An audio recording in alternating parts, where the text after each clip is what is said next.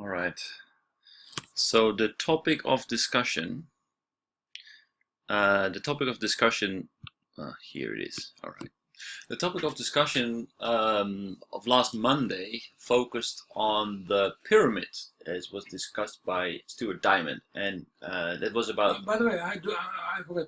Do you have a session next Monday? I hope not, because I haven't. Do we have? Do we have? No, No, I don't think. Sasabe asked me. Ah, okay. No, You don't? no, because I have an appointment on Monday. So Okay. I don't think we have one this Monday. Or do we? Do we? Are we supposed to? I know that, but he asked me. Oh, okay. Was he here this morning? This morning? Sasabe. Last night drank too much.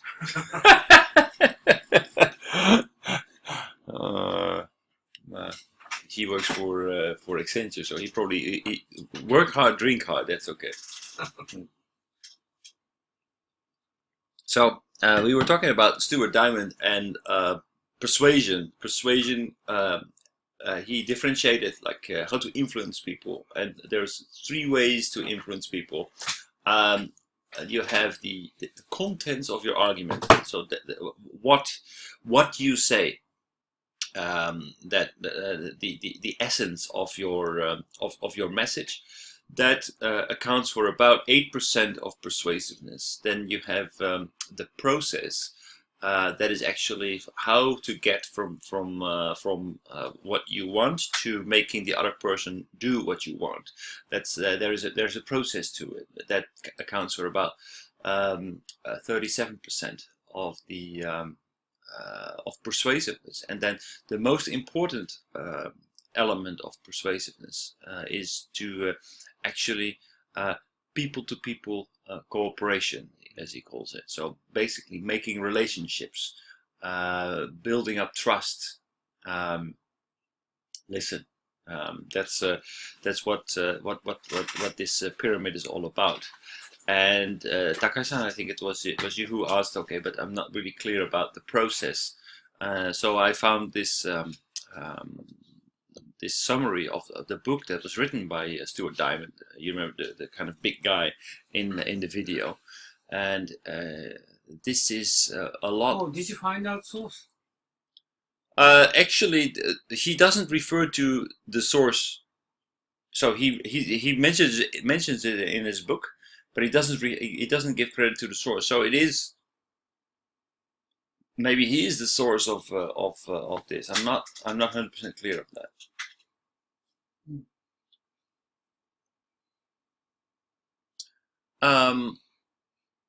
Okay, so the whole idea of negotiation, it is about, okay, how to be a better negotiation. That is, the process is basically making a mental picture. A mental picture is usually, okay, this is my view, this is where I want to go. And making that view something that is very abstract. Usually it's not very clear. You have a kind of a hunch, an idea. When you see things, you see them, right? But it doesn't mean that you are capable of exactly describing what you see, so that somebody else is also capable of seeing what you see. So you need to describe that. It's just like when you are somebody asks you, okay, can you tell me how to get to the supermarket, for example? You then, in your head, you see exactly how to get to the supermarket, but you know how to get there. But if you want to negotiate, you need to be able to explain exactly how to get to the supermarket.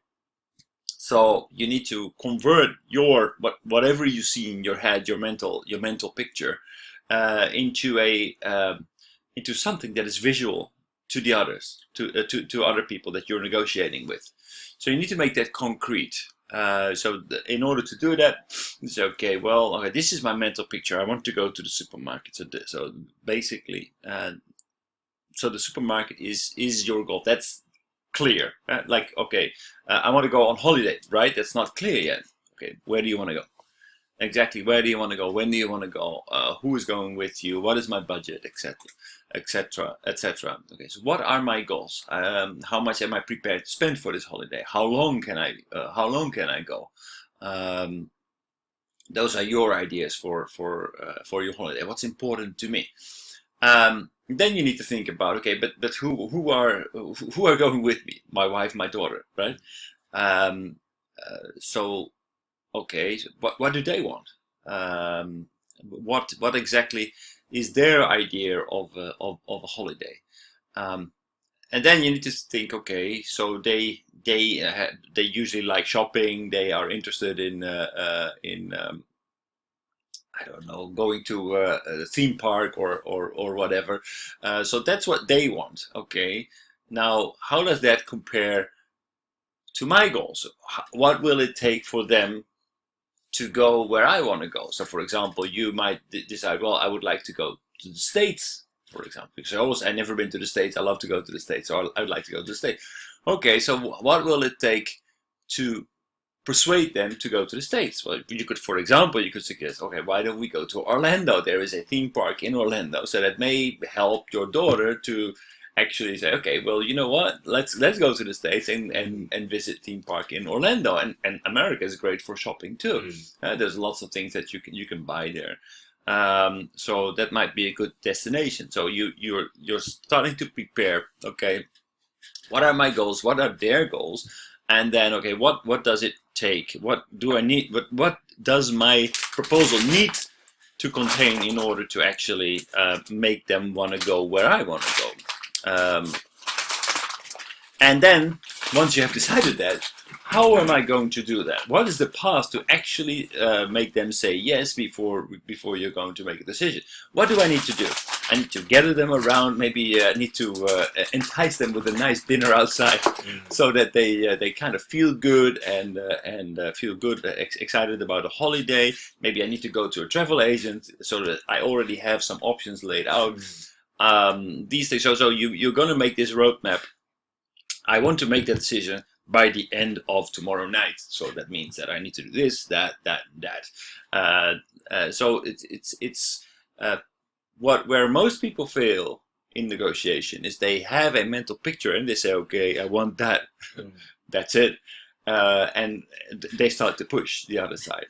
But instead of going from, this is my mental picture, this is where we're going to go, you need to go through this process, and basically this is the process: setting your goals, then defining who you're negotiating with and what do they want.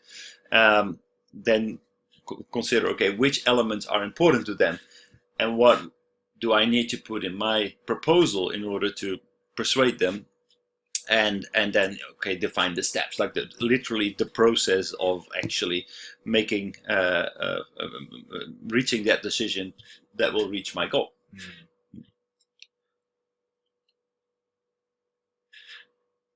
So I think the third step what we take to persuade them, this part is more political shortcoming on Japan, Japanese company to negotiate between companies in the M&A project or some other. Right. I think that maybe that is. So it's like. So it's just funny you say that, because I think you're absolutely right. But empathy is kind of difficult. I think there is distance also in the minds and the hearts of the people they're interested, but it seems to be more difficult for Japanese people to put themselves in the shoes of others, see it from the other people's perspective. Like in the States, they always say, if you want to know what it, if you want to know what the other people think, what they feel, you put themselves in their shoes, walk in their shoes for a while. That's their idea. So walk in their shoes for a while. That's what it means. Like, for example, if you're thinking about I was reading an article the other day about what does it mean what does it mean to be black, and what does it mean to be white? Mm. And it was written by a white author, and he said, okay, well, what does it mean to be black? Usually we take the approach by walking in their shoes. So if you want to know as a white person what it means to be black, then you basically put yourself in their shoes and then try to put yourself in their position. But if you really wanna know and what it is like, maybe what the reality is, you need to know, actually, instead of putting yourself in other people's shoes, it's better to actually learn more about yourself, to really find out, okay, who am I basically? Who am I? What and you in Unno School we have been you have been studying what does it mean, the Japanese identity, to really understand where do I come from, to really question yourself and learn more about how do I tick. And because if you know that, if you know how you work yourself, it's much easier to recognize certain things, to recognize behavior in others. If you don't even understand yourself, how can you understand others? So what will it take to persuade them? I think that there's too much emphasis on us in the Japanese proposal. So what are we going to do? What are we going to propose? And that's an internal fight, internal struggle that is so important and so lengthy and so big that after that there is very little room to maneuver, very little space to actually make any concessions or any real soul searching. So basically, before you're going to think about your proposal, you need to actually listen and really truly understand what the other side wants, because it's often forgotten. And usually there is even before the negotiation starts, the Japanese side thinks about position, but the position is mostly not dependent on what the other side wants, but what they want, what they can get done within there. It's based on half understanding. It's not based on relationship. It's not based on trust. There is not any mental picture, and it completely forgets the idea that if you want to work together, you need to be able to make concessions, to give something to the other in order to build a personal relationship, to get the 55% of trust that is so important in negotiation, which means the personal relationship. If you don't develop that during the negotiation, then you are bound to make mistakes. And if people do not trust you, they will not tell you the truth. Unno-san, I believe you mentioned quite often that Japanese people trust so easily. Maybe if during the negotiations the other side doesn't feel the personal relationship, then if there is no personal relationship, why would you trust? Why would you tell the truth? It's much easier to betray somebody who you don't trust than somebody who you do trust. If you do not feel that you are really building up a relationship, then it's not so difficult just to get anything out of a negotiation that benefits you, because you don't have any empathy with the other side. So maybe because that trust building element is not part of the Japanese negotiation strategy, it's possible that so often Japanese delegations are being cheated and being the truth is being withheld, and that makes it more difficult for Japanese companies to be successful in mergers and acquisitions. You said cheated? Cheated. Well, I think it would be very surprising to me. We're going to talk about them next, but if Westinghouse didn't know that they had lots of difficulties during during the negotiations when they were being acquired by Toshiba. That there were all kinds of problems on the project already. This is not a thing that happens overnight. This is a thing that is gradually sliding. In any project, things when they start to slide, it's going to get very difficult, and things were sliding in all the projects that Westinghouse was doing. So they probably withheld the truth. I don't have any proof for that, but I mean the result is that all kinds of things came out, and that killed Westinghouse. But also Toshiba in the process. So in my case, the Japanese delegation is coming to the visiting their country, having the notion that they are thinking reasonably, logically, but their approach is not reasoned from the other side. They are not reasonable. No connection with the according to the local context, where there must be other logic. So, for example, what's happened on the transportation project in the country, some country, and also Unno-san visited before, invited to have some conference over there. Then Japanese agency provided the project to support local company and local government office to develop their system by utilizing the knowledge given by Japanese side. And by doing that, they finally, the local government has been equipped with the payment system. Then the Japanese project continues to support that system to be implemented. But result is not coming well. Just I developed the 50,000 pieces of the media, but out of the amount, just 200 pieces has been in place. 200 pieces out of 50,000. 50,000. So no one agreed to use that. So no one means user and also the transportation operator and their staff is actually refused and protesting themselves by using that. And why that happened is because if they will accept the payment media,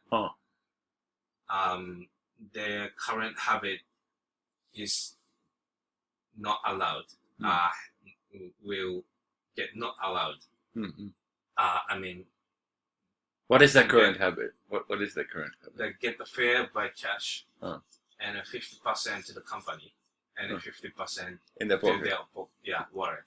But this is the fact, and maybe the company itself is aware of the practice. Then based on the practice, they has been calculating their profit of the company.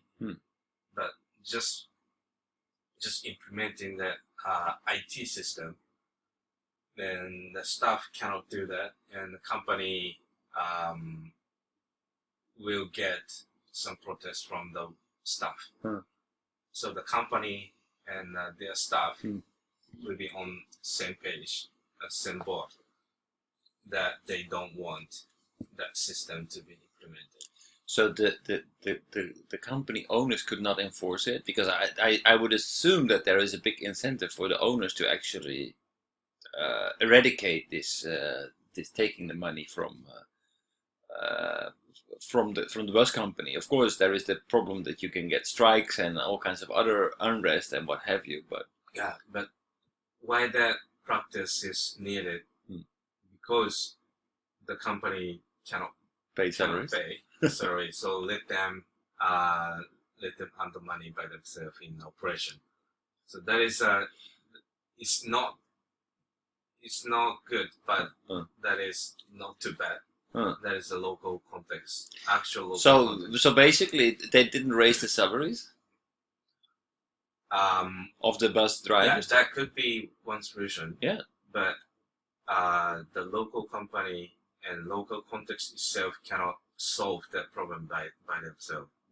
So if the government wants to promote our solution, IT solution, then one thing that we have to do is to encourage the company, bus operation company, to be aware of themselves. It's very simple. Like you put 2-3 people on buses for a week in different bus lines, and you count how many people come in. Then at the end you compare it with how much money goes to the company. You see how much money is being stolen. Then you calculate, okay, if that much money is being stolen, if we want to keep the operation going but make payments more official, then how much do we need to raise wages to make this indifferent? So you can give certainty to the bus drivers and say, okay, so we have established that this much money is being taken. We're going to add that to your salary. You know what? You're going to add this, but you need to implement it. So that is one thing the Japanese government is expected to support the local side. But that is their fact. Their fact is just to promote the system IT solution. Then that they just put the part of the process away.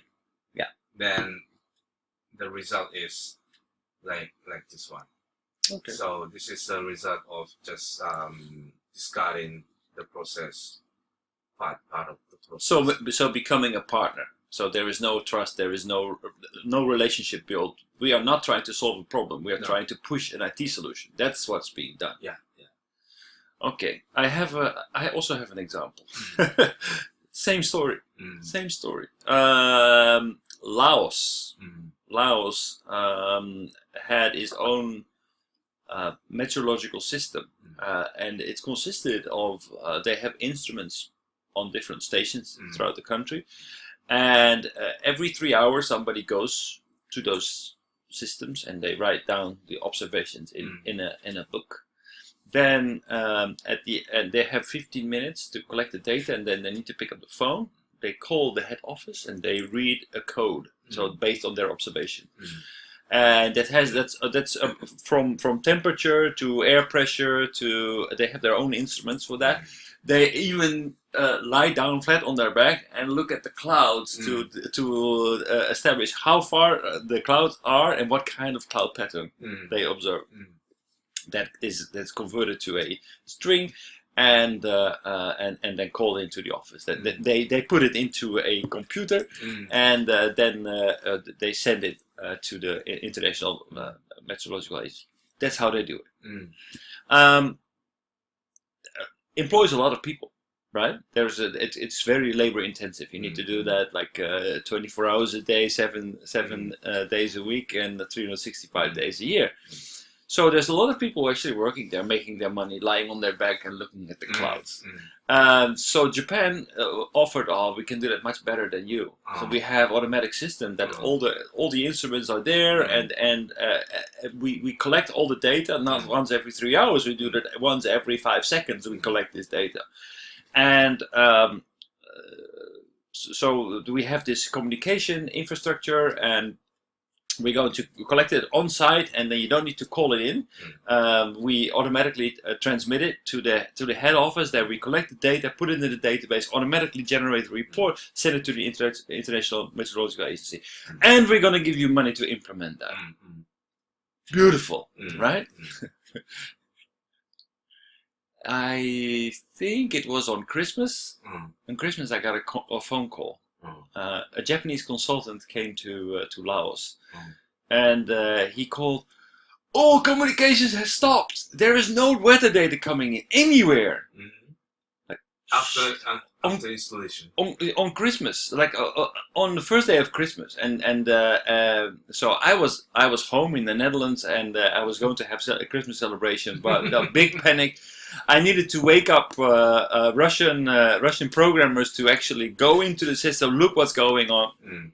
We went in, tried to establish communication, and we found that already for 3 months. No data had been coming in. Oh. 3 months, no data. How is that possible? How come that there is 3 months there is no communication, and everything is going on as normal? The weather is being reported, etc. Turns out that they didn't pay their SMS bundle. So because of there's no internet infrastructure in Laos that's reliable enough. So we used SMS modems that send out these encoded messages and collect them. But they didn't pay their bill to the National Telecom Organization. So they didn't pay that. Therefore, data stopped coming in. But they had never used the data anyway, because they were still lying on their back and looking at the clouds and reporting the weather as it was before. So Japan paid millions and millions and millions of dollars to put in this beautiful system that did everything automatically. They didn't use it. It was just there, just collecting dust. It's terrible. But it's exactly the same story. Exactly the same story, because Japan was not a partner at all. Was not providing a solution that's actually desired by the people there. Basically, if we wanted to have done something, what we should have done was create a system that would make it much easier for them to collect the data.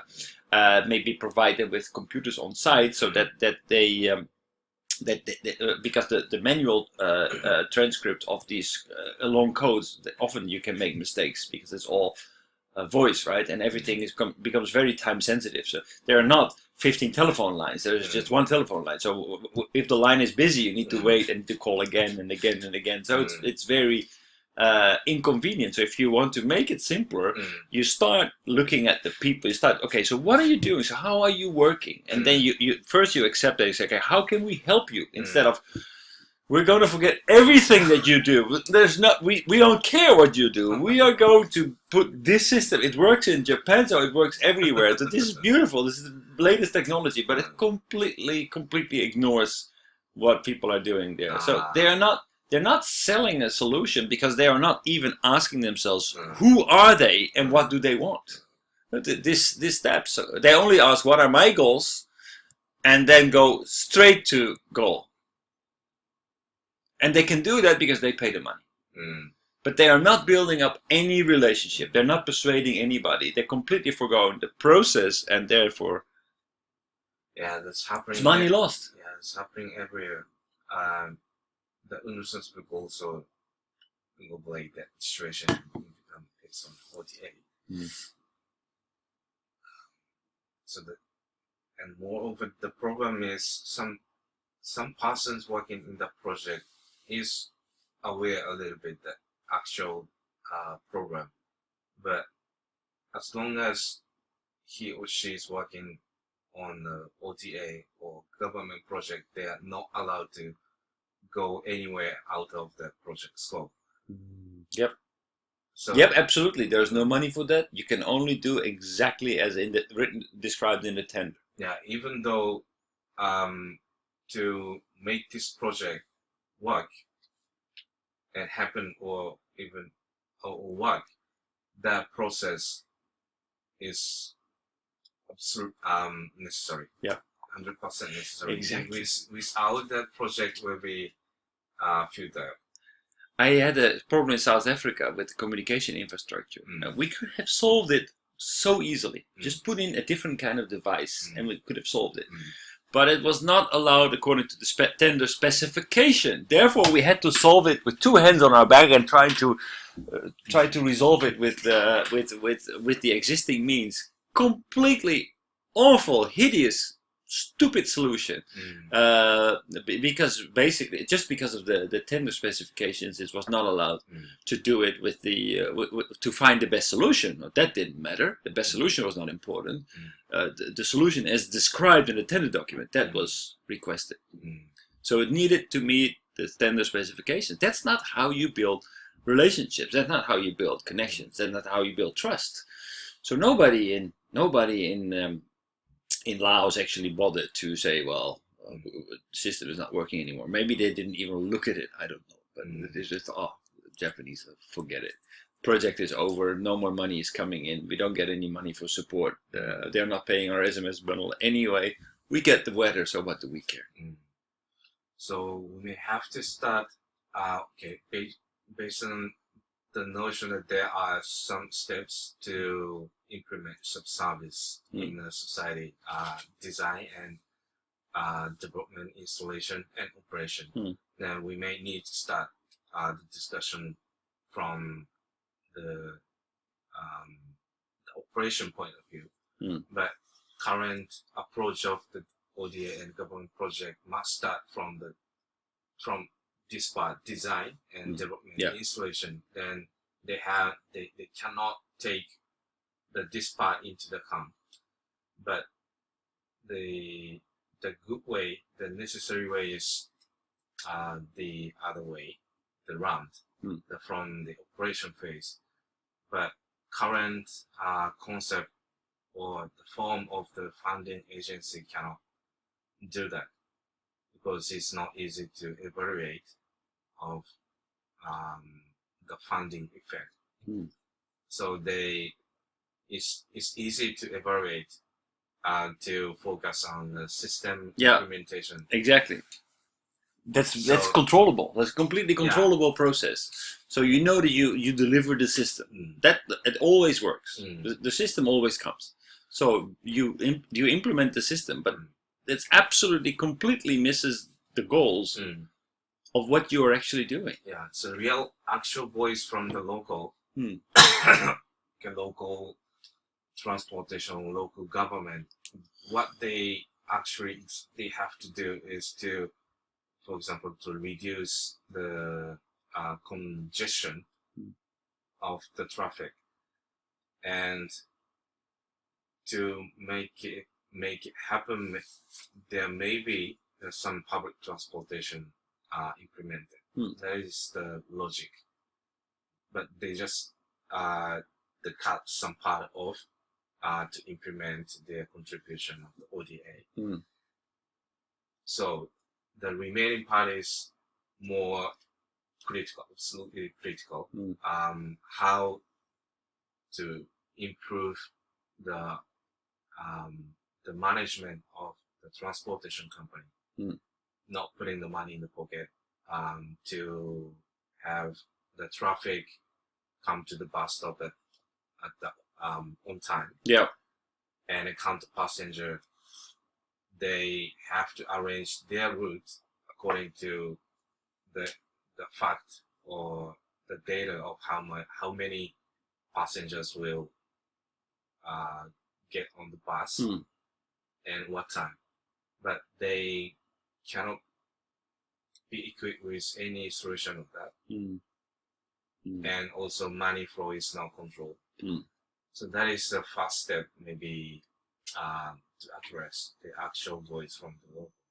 But ODA cannot touch on this part. So maybe another solution is public and private, and or from Japan and the local country. So not only the government offshore the project, but also the private have to be involved. I think one of the major problems, what you're describing, I think is 100% on the mark. But one of the major problems is that basically Japan doesn't, with ODA, they don't want to let go of their influence of the money. So they want to control it. They want to make sure that at least the money stays within Japan. Right? So it goes to a Japanese contractor, and everything is controlled, and the system will come there.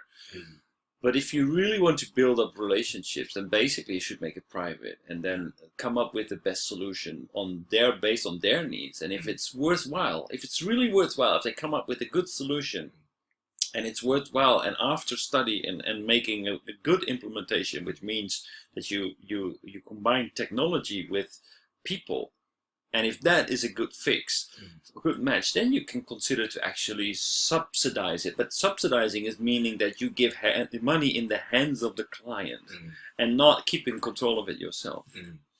Other than that, I don't see a solution. I was in Africa when I was traveling, and I visited a lot of development projects because it was my dream to work in development aid. That was I studied to become an economist to actually work in development aid. But I saw everywhere the same problem. Everywhere their money was being wasted. Development workers were actually very frustrated, didn't go anywhere. There was a total mismatch of what they were supplying with what people were asking for. And it led to disillusion, development workers who spent more time on the golf course than working on their project. It was I was very much disillusioned by what I found, and I thought, okay, I don't want to do this. But I also saw some very good examples that they were not funded by development money. There was, for example, I got stranded once with my motorcycle, and I was trying to fix my bike in Malawi, and I was trying to fix it, and it was really in the middle of nowhere. And then out of the far distance was very flat land. It was like a valley, and a bus came, and the bus stopped just in front of my bike. And out of that bus, a guy stepped out. He wore a light blue tuxedo, and he walked up to me, and he smelled a lot like alcohol. He was really, I think he was pretty drunk. And so he talked to me, hey, what's going on? And I say, oh, I have problems with my bike. He said, I will bring you to my father. So we walked off the main street, and I met his father, and his father used to be a professor in the capital, but he retired, and he came from that area. And in that area, there was no electricity. There was nothing there, really nothing. He invited me to stay there for as long as it took for me to fix the bike. So I ended up staying there almost a week. A week, yeah. Fixing bike? Yeah, I was missing parts, and actually I went with them with the only car that was there. So they had one car that if there was an emergency, someone needed to go to the hospital or something like that. If there was a car, they would actually take that car and would bring that person to the hospital. It took about 3 hours. So imagine how many people would actually would not make it on time. There was no repair parts and some tool to fix it. No, nothing. There's absolutely nothing. They didn't even have electricity, so I mean, absolutely nothing. Where is it? Is in not in Zimbabwe, in Malawi. Where is Malawi is southeast of Tanzania. Southeast of Tanzania. There's Lake Malawi. It's a very very big lake. It's almost like the size of a So a these huge people in Africa. Africa. But the guy he came back from school, and he learned a lot of things there, and he wanted to do something back for the community where he came from. So what he did is that he built a school, but of course he didn't have enough money. So what he did, so basically he bought some bricks, and he made the first layer, and it was there. It has been there already for months. Nothing was happening because there was not more money. And what he did is that he made a very little workshop to make roof tiles. Why roof tiles? Because why do you need roof tiles there? It's beautiful weather, etc. But actually, he explained to me one of the biggest problems here is that the land is very much dried out. Mm. The reason is that people have been cutting trees. Why have they been cutting trees? Because they would make charcoal out of it. They would actually burn it, make charcoal out of it, and sell it to the truck drivers if they go on their way to the capital. Oh. That would pass through. So all the trees had been cut, which meant that there was a lot of erosion and the soil was not fertile anymore. So the only thing they could make was corn. The corn they could collect and they put it in the houses, but since they didn't have any roof tiles, every time the rainy season started, the crop got wet. When the crop got wet, it started to rot. That meant that after the rainy season, everybody was hungry. So he made the roof tiles so that people could actually protect their crop and they wouldn't be hungry. Well, there is no development project that would ever come up with that idea. The way that why was he building the schools? That actually there was a lot of orphans because there was this was at the peak of the AIDS epidemic. So these orphans, they didn't have any place to go. So what he brought them to school in the morning, they would go. He would teach, and in the afternoon they would work on the land, and they would become like trained to be a farmer or to be a craftsman or whatever, so that they could sustain themselves for the future. And they would make a little money and make a little food there for them to support themselves. So he created this little community. But it was perfect. So these kinds of initiatives were completely tailored to what they wanted because it came from the region itself. But the problem was, of course, that the guy didn't have any money to finish the school, and it wasn't coming. So that kind of initiatives, if you support that, if you just give them the money, you already see that they want it because they started themselves. There was just not enough money. Now, if you really want to build relationships, you really want to do that, you need to support that. So when I came back to the Netherlands, I did a fundraising and I collected the money for the school and send it to them, and so they now have a school with I put a tree in front of the school. So that is a good case. The difficult case is even the local side doesn't know the situation where they are. What is the real problem for them? Exactly. We don't know that here in Japan. We only have we try to sell our solution. But that's not their problem. Our solution is not their problem. So before we start to sell our solution, we need to learn what their problem is. If you're not even prepared to learn what their problem is, how can you build up trust? There's no trust. Now, if you are the government of Indonesia and the Japanese government insists on a government involvement and loans and what have you, and you look at the track record that the Japanese ODA has, would you feel comfortable proceeding? I wouldn't. I would say, well, maybe we should look for a more private initiative, and that's what they did. I think it's based on. I wouldn't be surprised if it was largely based on these kinds of stories. That if you learn about it, it's not working. I saw maybe almost the same case in nature, in a transportation project, and there are Japan and China. And again, the government decided to extend or postpone or change their mind from Japan to China. I saw that news on the Facebook maybe 1 week ago. And many comments are followed.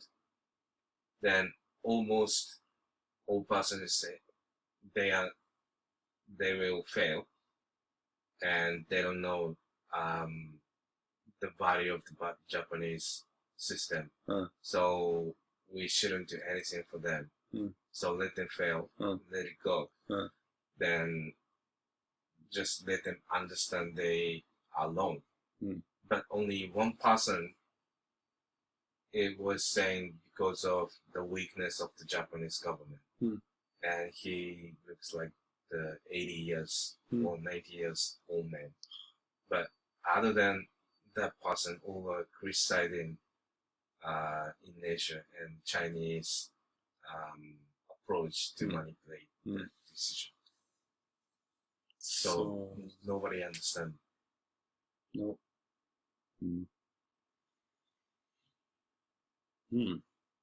So what to do about it?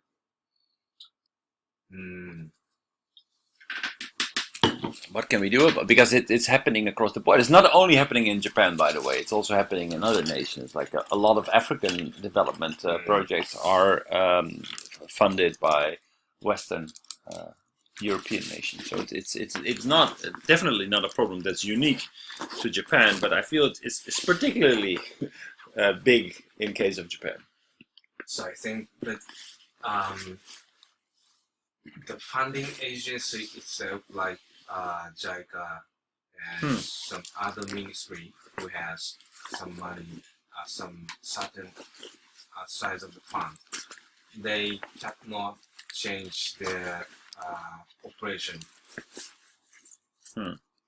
They cannot. They cannot change themselves. They cannot sanitize themselves. No. So I think that we have to have some other approach to be prepared if the situation goes worse and Japan is getting almost lose the position in the market. So some private, some other agency close to public and private cooperation. So, for example, one guy in the Vietnam, introduced by Unno-san, is understanding well about this situation. We have to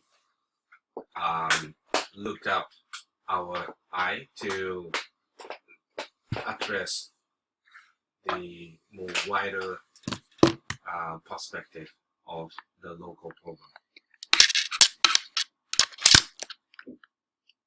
It's not direct approach, but potentially more effective. But do we? Okay, so the more fundamental question is: it really necessary for that we have organizations like JICA? I think it's helpful in some situation. For who? For us or for exactly. not for them. Okay, for them. Because they don't have the means, maybe. No, that I think that's absolutely true. I mean, there's a lot of things that would not be able to be financed without any help. But what is it? Is it? Yeah, the major objective JICA is different goal. That's the problem. They set their own goal. They do not do step 2, 3, and 4. What is 2, 3, 4? They have a mental picture. They said, okay, they think, what are my goals? And they don't ask who are they, what do they want. They don't ask them what will it take to persuade them. They don't ask how can we get there. Basically, they have a mental picture. They define what are my goals. And then they set the goal, and they do everything internally. So they completely ignore what the other side wants. So they implement their own solution to a problem that they are not aware of. How do we going to change them? So it's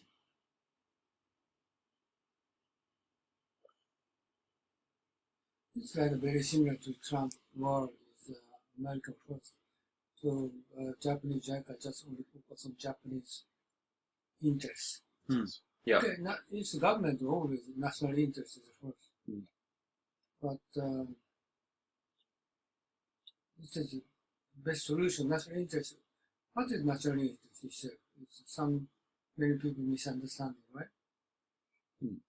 Right? It's just pursuing on the national interest thing, and we lose the reputation and the trust from the other countries. Then that means we will lose the national interest. Yeah. Oh no! What I'm talking about? Well, that's ultimately. No. What I'm talking about national interest means what is the national interest definition is. Yeah. Not only just we try to use Japanese technology, not only utilize Japanese labor force, but also we're going to give some future benefit for the counterpart people, and they're going to evaluate Japanese positively, and so this is also national interest. That is ultimately that should be the goal. Basically, building up relationship, building the opportunity for companies to settle in the countries that benefit from their services, so to create like a business infrastructure, build up trust, build up a network that will help you to do business in the future. That should be the objective, not just push that little piece of technology that nobody wants. I think this is different by organization. JETRO is organization is much more focused on local people. JETRO, okay, but JICA is more closer to government, so their aspect is very close, short-sighted. Just try to use Japanese technology software, right? So this is I think this is wrong attitude. They try to implement. Government officers is the same, very sticking to the short-sighted approach, and it's one. The other aspect is their responsibility of short-term timetable. Maybe he just assigned only 2 or 3 years and rotating the other position. So he want to get his advantage. He don't want to consider for more broader side or future prospect, future aspect. You don't do that, and it's not like this is government is many cases they just try to protect themselves. Their officials is they try to protect themselves instead of consider for the nation, consider for the people of Japanese. This is, I think, this is a big problem, right? But at the same, the other country, like your country, is the same. Right? Yeah. No, we are not. But, everywhere in the world, I think there is a big problem with. Okay, I think it becomes very tricky once. If you're going to do it another way, like another way would be basically to give people give money in the hands of people. Like if we would have maybe reversed this process in your case, if there would be money, it would just be handed to the other side. Build up trust.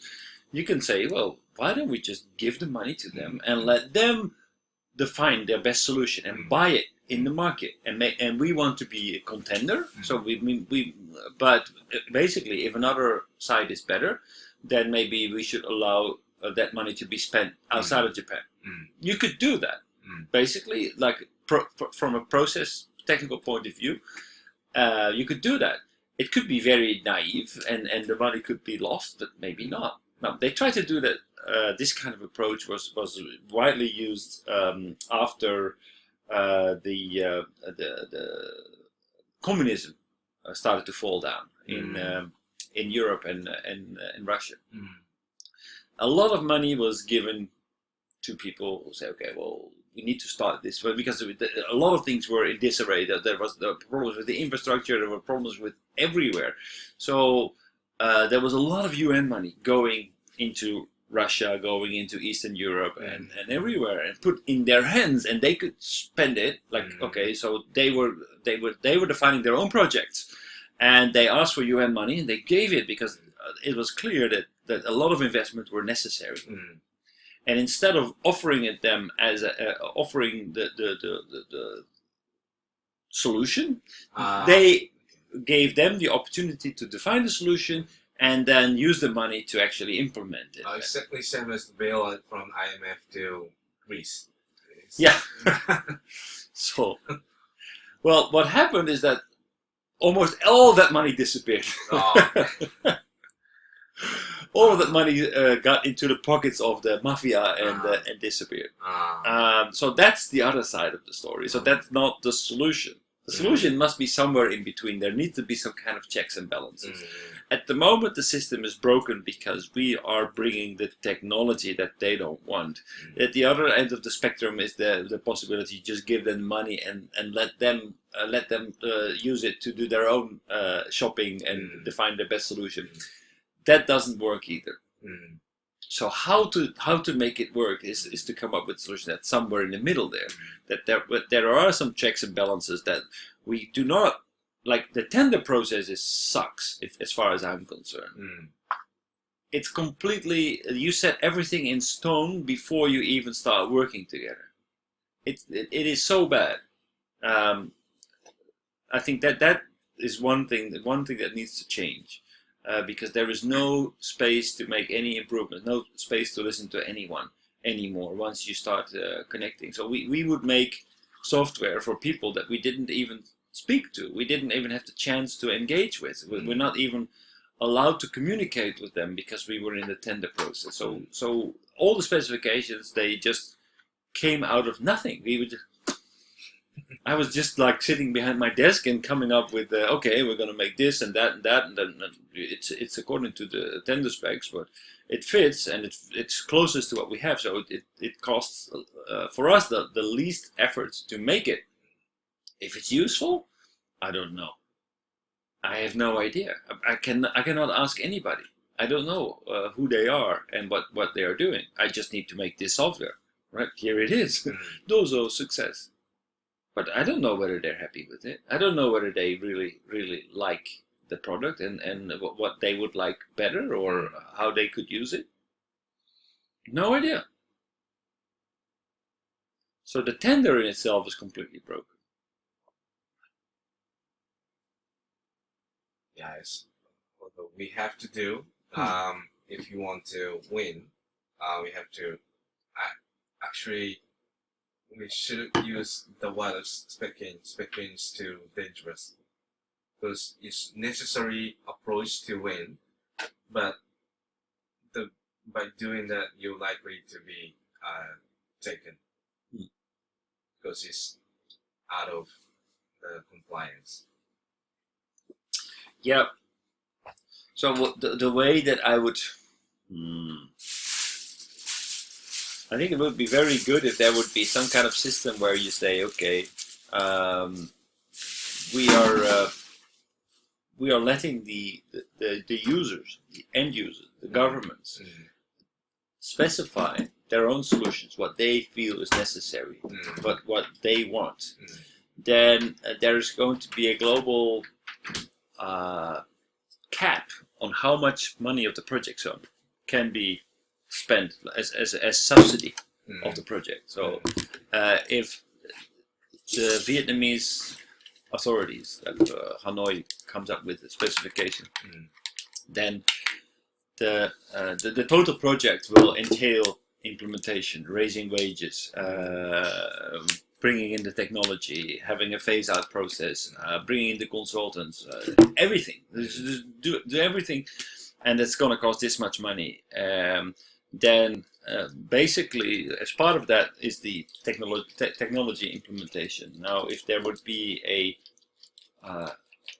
international tender, maybe we can say, okay, well, the subsidy that can be given, you choose for the Japanese solution. There is a maximum allowed subsidy of 20% or something like that. Not more than that. That guarantees at least that people want the solution, because they still need to pay the majority of the money for it. That is probably going to bring it much more market pressure on these projects, and make it much easier to make something that at least is valuable. Because this doesn't create any value for anybody else but people who make the software or make the solution.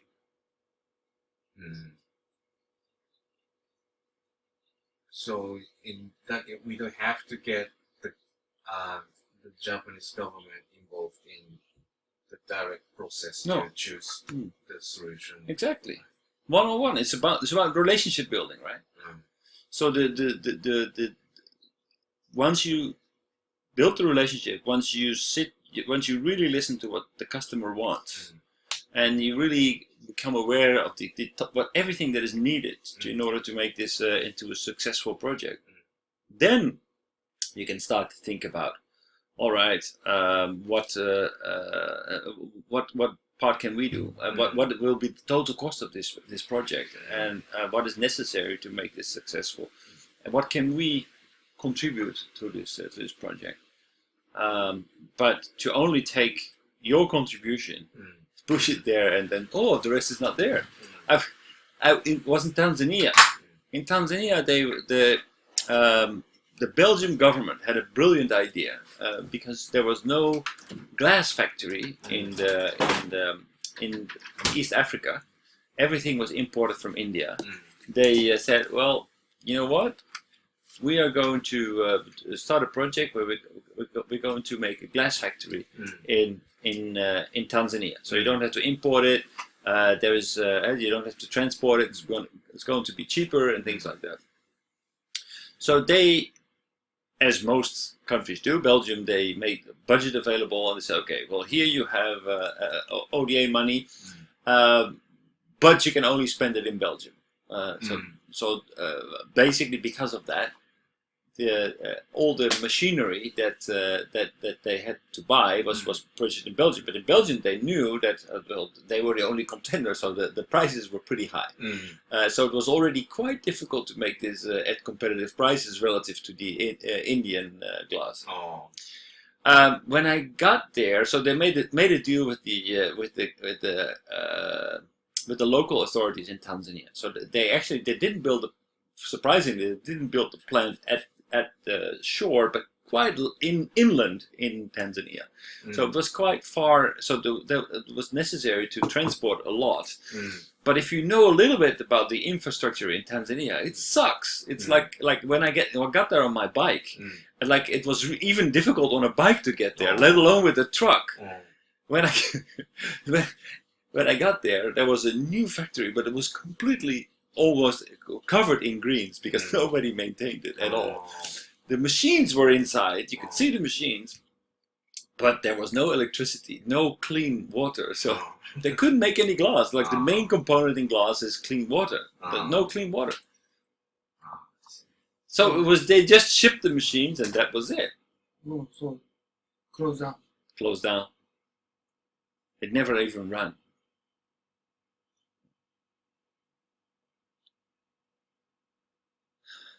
So it's definitely Japan doesn't have a exclusive on this.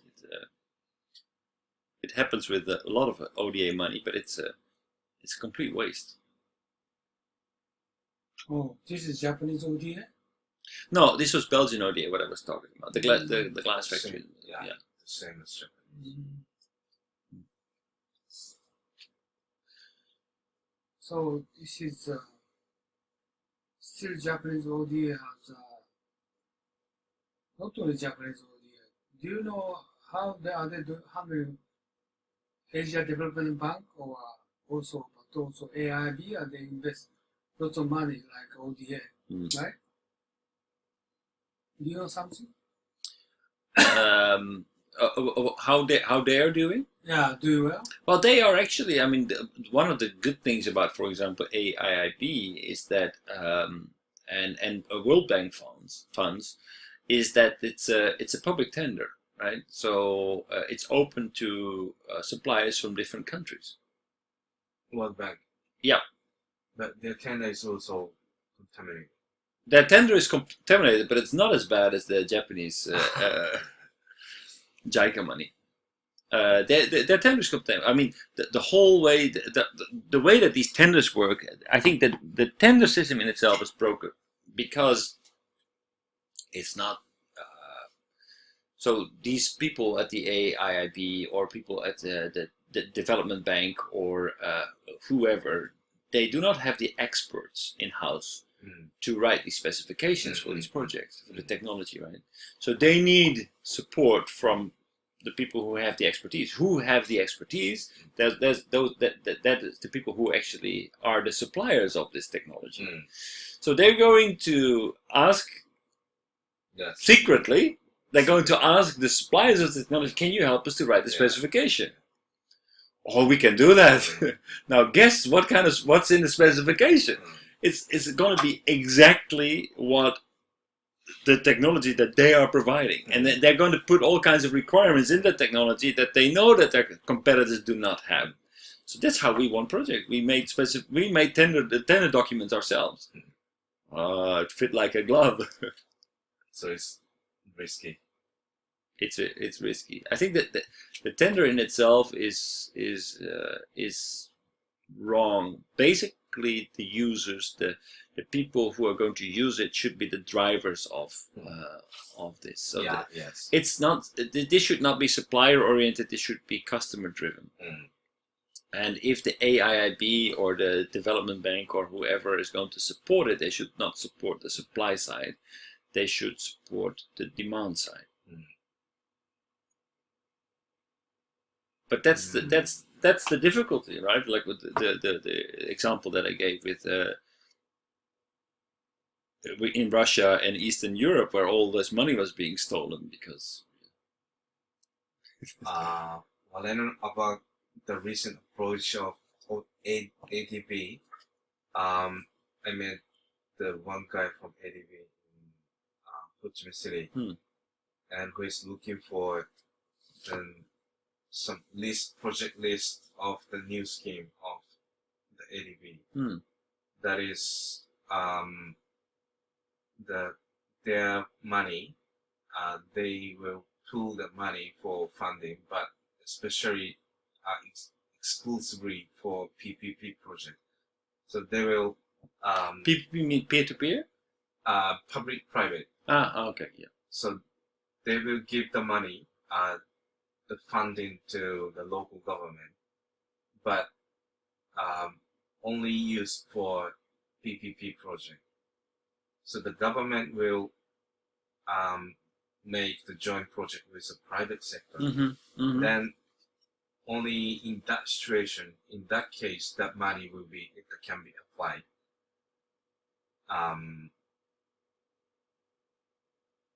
So this what is different?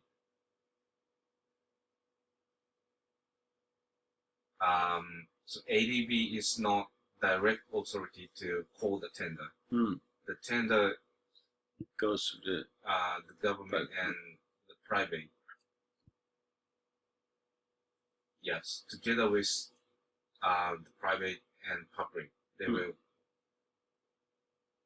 make the project. Yeah. So compare that to Indonesia, for example, where the Indonesian government said, okay, we don't want to be the lead in this tender anymore. We don't accept the requirement from the Japanese government that they should be signing off on the ODA money that was promised by Abe to do this project. They say, no, we want this to be a private affair, not a government affair. So basically, the whole high-speed railway should be a private affair, run by private organizations. They should be able to generate enough revenue to actually make this a profitable business. Basically, the PPP scheme will consider of the operation, including operation, not installation only. So like the specific type of the PPP, for example, BOO, build, operation, and own. Or BOT is operate and transfer. So the scheme will meant to include the operation phase itself. So they need the operation company to manage the project and put some contribution. The government puts some contribution as a public, and the private company will put effort, the contribution as a private sector to put the investment money and public support from the government. And altogether there will be the one operation company. Then the ADB's intention is to support this company through the public side. For example, to put the minimum guarantee from the public to this new company. And the new company then in that case would be the company who's operating the. Yes. Yeah. Yes. But that's actually smart. That's how you could basically prevent like money being stolen and being lost in. So they this target of the PPP the funding for PPP support.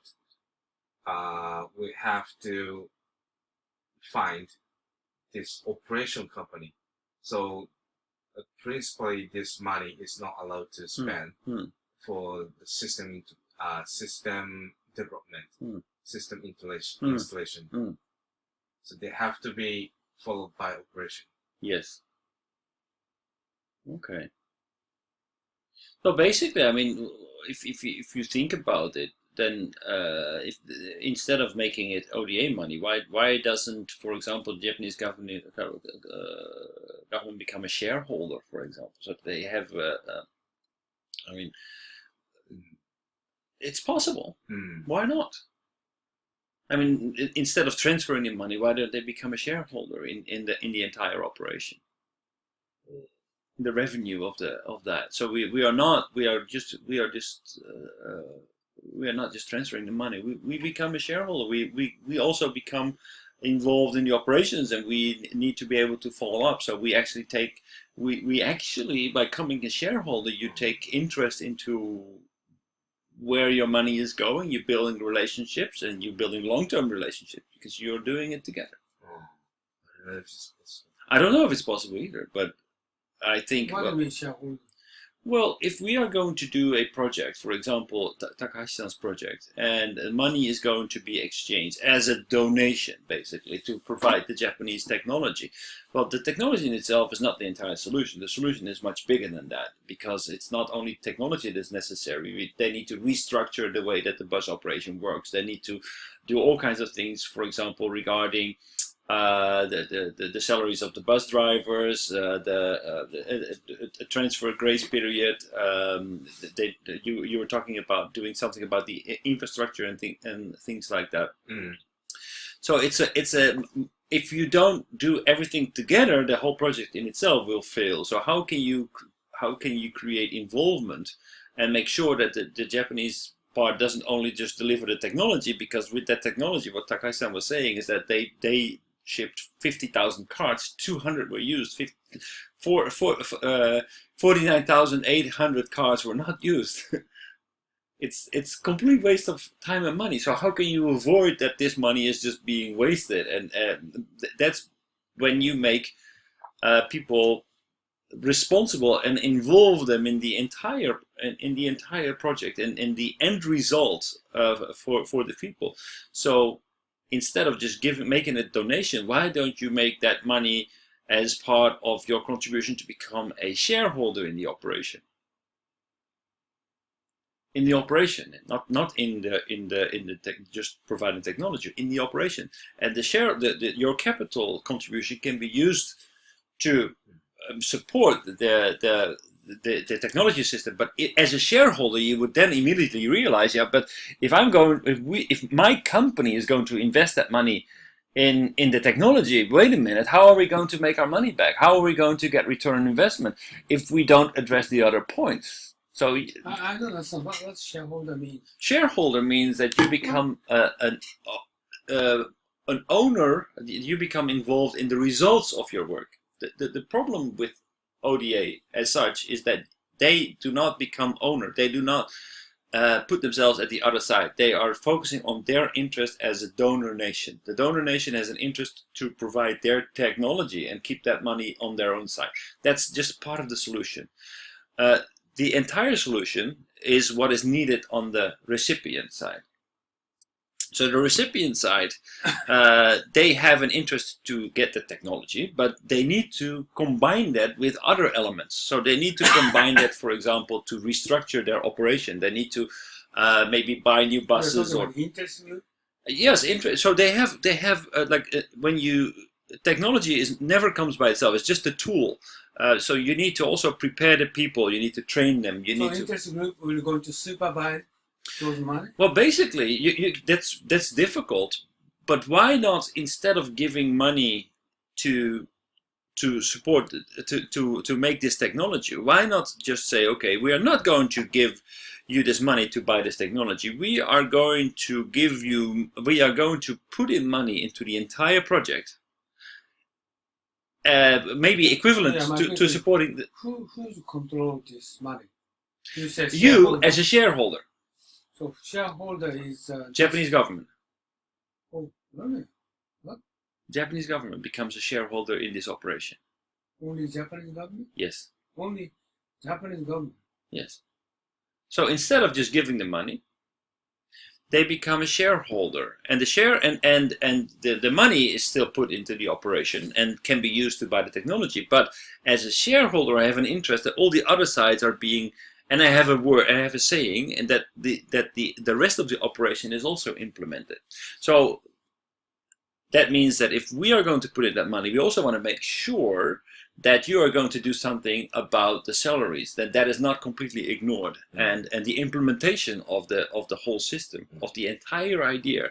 So not just receive the technology and then say thank you and have a nice day, but to build up relationships, you need to become part of the problem. And I don't feel that in the way that development aid is being done at the moment is not by becoming part of the problem. So you don't build trust, you don't build relationships, nothing at all. Still, the Japanese government, how do they going to control the money? Well, at the moment they are not controlling it at all. Basically, they control it. Okay, so we no okay. So just in the ODA, the Japanese government just spend the money, and after spending the money, they don't care about what's gonna happen. They let the Japanese company get the money and provide that solution to the local side. But how does the Japanese government control or evaluate those money? How they want to spend? As a shareholder. And the shareholder, you said the Japanese government. Yes. How they're doing now is they are not becoming the owner itself, but they're supporting the Japanese private company to involve exactly in the PPP. Yes, but the way that it's designed, that the private company gets money from the Japanese side, right? So, and they get the money based on very clear specification of which technology they need to deliver. So they have an interest not to get too much involved with the other side, because their interest is to deliver the product so that they get the money from their client, which is not the people who use the system, but is the Japanese government. So the whole idea of ODA is completely lost, that you create relationships, that you create an infrastructure, because everything is focused on satisfying the Japanese donor, not the end user. So by putting the donor not here in Japan, but making that money having to go through the customer, by putting them by investing in the project and becoming a shareholder in the project, is becoming a completely different story. So the actual money flow is from JICA to the central government. From JICA central government to the central government or the local government to Hanoi government. But not as a donation, but as their contribution in the capital of the operation. You said Japanese government. Yeah, or JICA or whoever, the Japanese authority, they become a shareholder because they're investing money, right? They're investing money. So why is it going from, instead of going it's directly from here to to Toppan, it goes from here to the Hanoi bus operation, where they buy a 20% share in the entire operation, and that money can be used to give into Toppan. Japanese government, they do not involve in it? Nothing at all. Nothing at all. Just give money, just... Yeah, that's it. Oh, really? I understand. Technically, they're calling they have PPP scheme, Hmm. and they also have the PPP feasibility study, the The feasibility study, I know. feasibility study for PPP. Then after that, they could implement the PPP, but the application is limited and taking a long time for feasibility study. It must be that process is necessary, but too long. It's too long. It's only on paper, and it doesn't. It's not possible to respond to changing circumstances. And circumstances are like the weather; they always change. It's completely nonsense. It's just like asking people, "I'm going to make this product. Are you going to buy it?" Well, yeah. It looks good. Yeah, I'm going to buy it. But the time being, maybe they don't have the money. They don't have they feel, oh, there are other alternatives that are much better.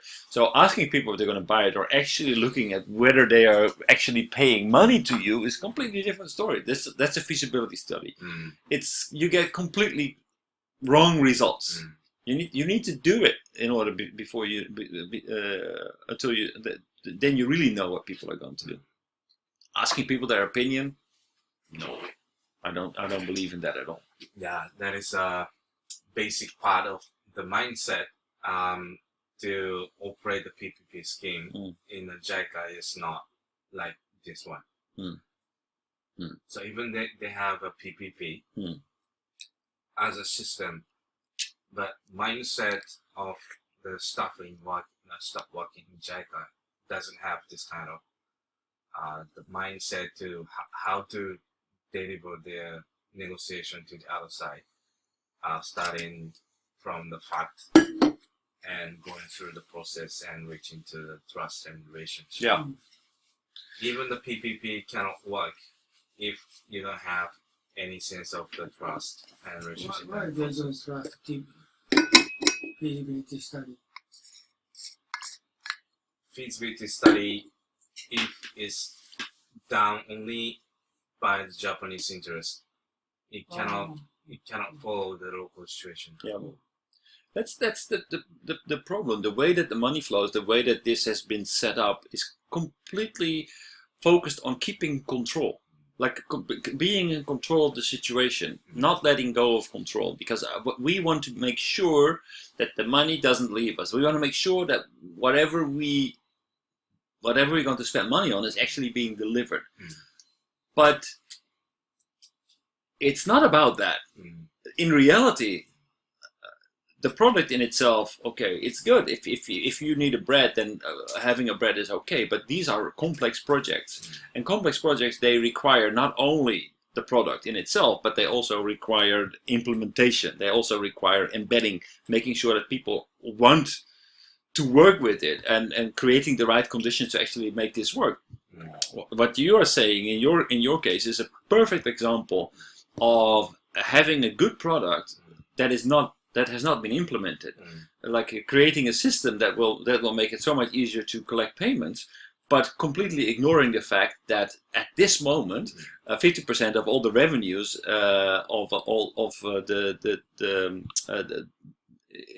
these buses are going inside the pockets of the bus drivers. So without the proper implementation, the product doesn't mean anything. No. So what happens is that money is being spent, it's being controlled, we delivered what we done, so we are done, right? But that's it. Yeah. That's it. So basically, we have a successful project. We delivered what we were supposed to deliver. A successful project, but we have zero results. It's wasted money. It's completely wasted money. We didn't build up any relationship. We created a technology solution that was delivered but has not been implemented. There was zero benefit for the so there is no future. There's no future business.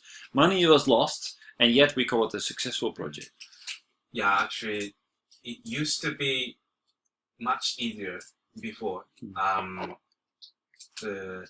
Maybe 10 years, 20 years, 30 years back, the ODA has used to spend for the bridge, the building, and road construction, road maintenance, and that's it.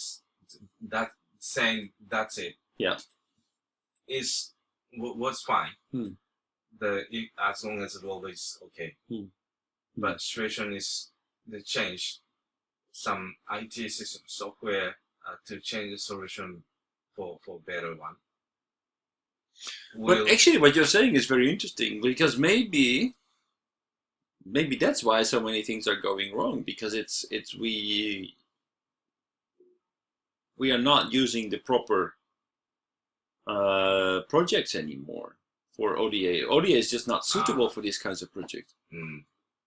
Well, that's the reason why the Asian countries shifting to AIB. But by the way, what's wrong? What we need to improve is just feasibility study or ODA. What a major? He said feasibility study, Japanese government or JICA, they are very much focused on their own interest. Yeah. And how are we going to change it? Well, I think this first of all, there is within the system, I don't think there is much need to focus on the other people's interests. It's not necessary. Basically, you keep control because JICA is not being evaluated based on the relationship that it builds. It's based on the number of projects that it completes, right? So JICA, if they keep close control over the Japanese suppliers, they will be successful. So basically, it's completely a Japanese affair. Everything stays within Japan. The money stays within Japan. The technology stays within Japan. They need to deliver it. Okay, that's it. Basically, just ship it to the specific country, and that's it. For example, let's see, Amazon or Kindle is Amazon. Yep. Okay, they ask them something. They're going to immediately respond to some questionnaire. Right. Is satisfactory, not satisfactory, and they lot of improvement for the based on the questionnaires. And now is Amazon Kindle so quick to respond and take action. And in depth of detail, they try to give them satisfaction for customer. This kind of sort of thing we have to consider for the feasibility study. It's just JICA's evaluation criteria, but you said they evaluated only by domestic side, but also customer side. But the thing with the Kindle, of course, is that it's already being used, right? Feasibility study is trying to make sense out of thin air, because you don't have any user feedback yet. You have nothing. A feasibility study. You try to ask the customer side. Feasibility. Yeah, but it's very difficult. Like, as nobody else probably in this room, that if you, for example, going to implement ERP, for example, right? People think, oh, it's good. It's going to work. It's perfect if you're going to present them with the idea. Then once they see it in front of them, oh, this sucks because this is wrong and that is wrong and that is wrong. That's true. People don't know. That's a feasibility study. But even though we need to consider for kind of action to solve these issues. For example, like Tokyo, ward, every ward, and compare with 2 decades ago, drastically they changed. Every ward, drastically they innovate their procedure, process, system, everything they change. Every ward. And now if you go into the Minato, any other place, and reaction very quick, no wait, right? No wait. Unbelievable 2 decades ago, but but you going to the China and the Japanese embassy in China, terrible. Okay, cannot finish, cannot end. If you are Chinese, you need to come again tomorrow, because this kind no attitude to improve. So in that perspective, even we don't need to conduct the feasibility study. It's the process itself with making that some situation in the process. So that process itself will include the feasibility study and also implementation. Yeah. Or if it's wrong, we can change or improve. Exactly, but you have to become part of what you were saying. You have to become part of the operation. Because in the operation, you're going to fine tune. You can spend like years in a feasibility study and think that you did due diligence and that everything has been thought out and you have the perfect solution, and then not become part of the operation. That's naive. Not naive. Maybe that's because you don't want to give up control. Because everything that happens after that is uncertain, and you don't accept any uncertainty. But it's nonsense, because the feasibility is if you're going to take 1 year or 3 years or 5 years, it's not going to change anything, because it will only start to make sense once the rubber hits the road. Once you really start to operate it, then people will see, oh, but that's wrong, or you forgot to ask some people's opinion, or whatever, and it's very difficult for people to imagine things like, oh, if we're gonna give you this or give you that, then are you going to be happy? But once you really have this thing in front of you, like we have 1,000 books in your pocket, sounds perfect, right? Kindle. But then you realize that once you have the thing, oh, but this is really inconvenient. I cannot put any marks in there because normally I write on it. So I miss that. So I'm going to go back to books. But nobody ever thought about that, because nobody actually had this thing in their hand before. So that's a feasibility study. I don't believe in them. To some extent, but if you're not going to take responsibility for the operation, probably your feasibility study is not going to mean anything. The Japanese government lot of investment to Indonesia, high 5 years, I believe. for feasibility study for 3 years. Oh, 3 years. Finally, they failed. But what's wrong? Feasibility studies, I believe this is needed, but what's wrong? They are failed.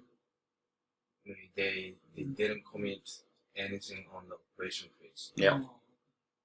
And China does. China does. They were very interested in the operation phase, and they're rightfully so, because the operation phase is where you're going to make money. That's where you're going to build up the supermarkets and the whole economy, and you're going to co-invest. That's where you're going to make money. And China became like commercially invested in that idea. Japan didn't. Stupid. Why Japan did? I don't know, because they didn't control that. They didn't. I don't know. They wanted this to be a government-to-government thing, so that they could that they would be sure that the Indonesian government would cover any losses. And they later on maybe they wanted to expand it. I don't know, but basically this was to be a commercial affair. So how are we going to make money out of this thing? That was the interest of Indonesia, and rightfully so. As a recipient country, as in I can completely understand the decision from Indonesia to say, well, you know what? So we don't need the money.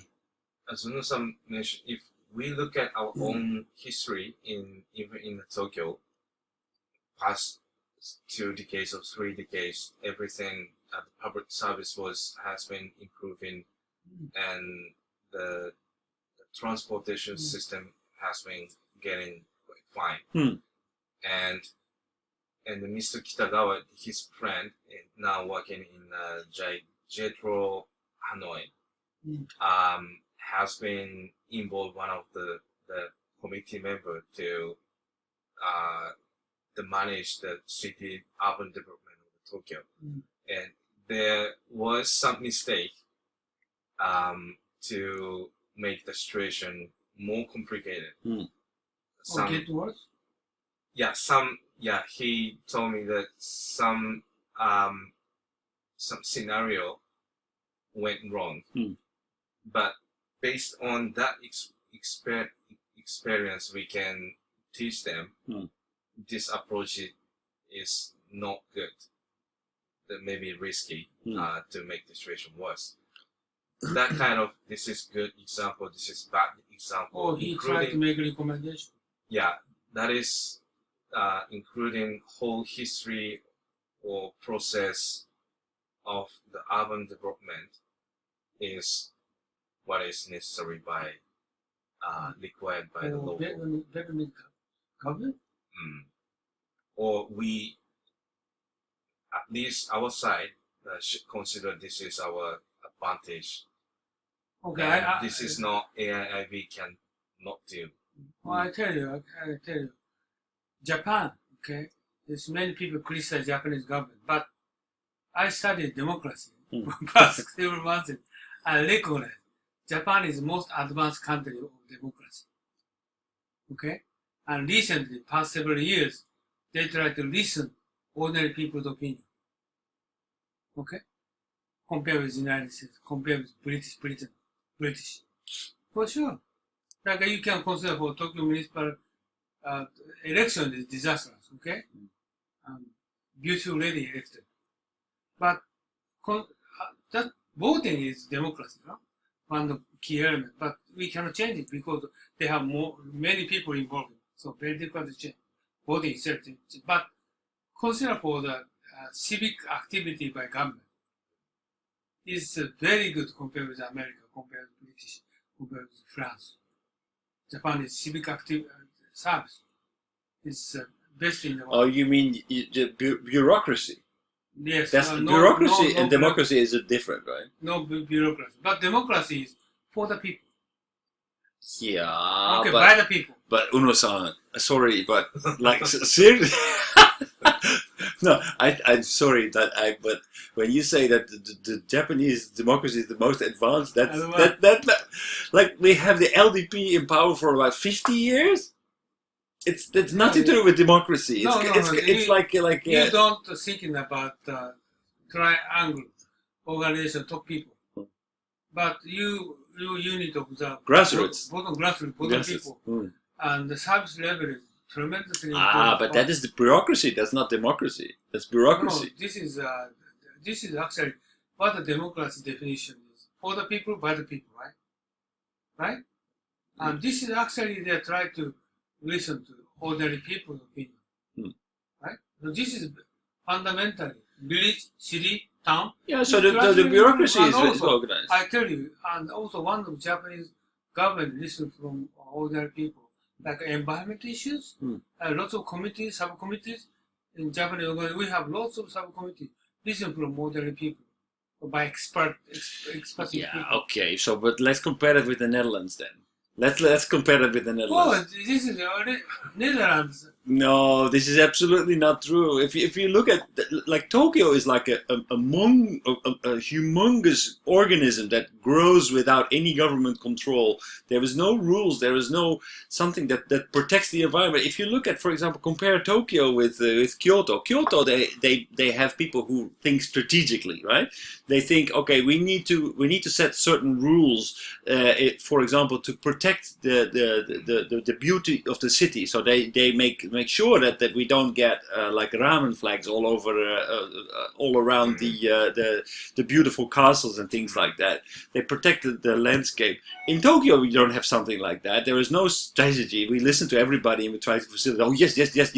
So it grows organically. There is nobody in control there. We are just handing out money. In your country. It's not in your country. How do you get resident card? A residence card? Resident paper like this. So you go to the city hall and you apply for it.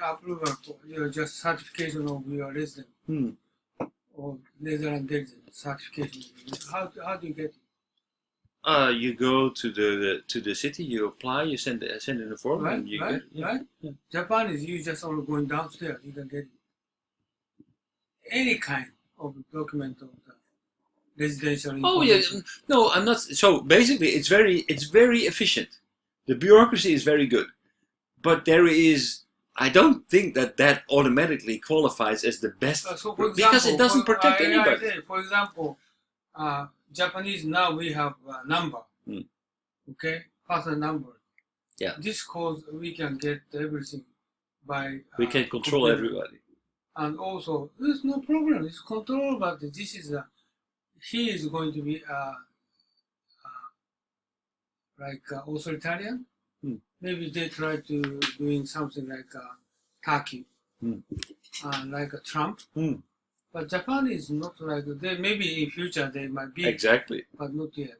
Not yet, but they have to create the infrastructure. Why is the reason? How come that Germany was so successful in eradicating the Jews from the Netherlands? My other question is, whenever I'm going to the city hall, any kind of issue to ask them, they immediately take action for me. And Yeah. they immediately try to respond for me very politely. Yeah, it's fantastic. They're very customer oriented. Yeah, I agree. big I deal. love them. Seriously, Even if this is non-Japanese, same. So is it? I'm not sure even I'm Japanese. Whether it's because of I think you're Japanese. I don't know the Japanese system. Whether it's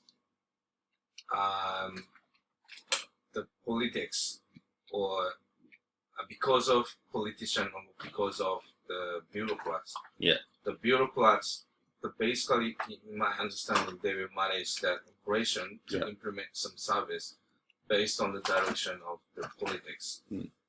But even the politician is working crazy, but as long as the system or bureaucracy will work, then implementation, at least implementation and the maintenance of the operation will be protected by the bureaucracy.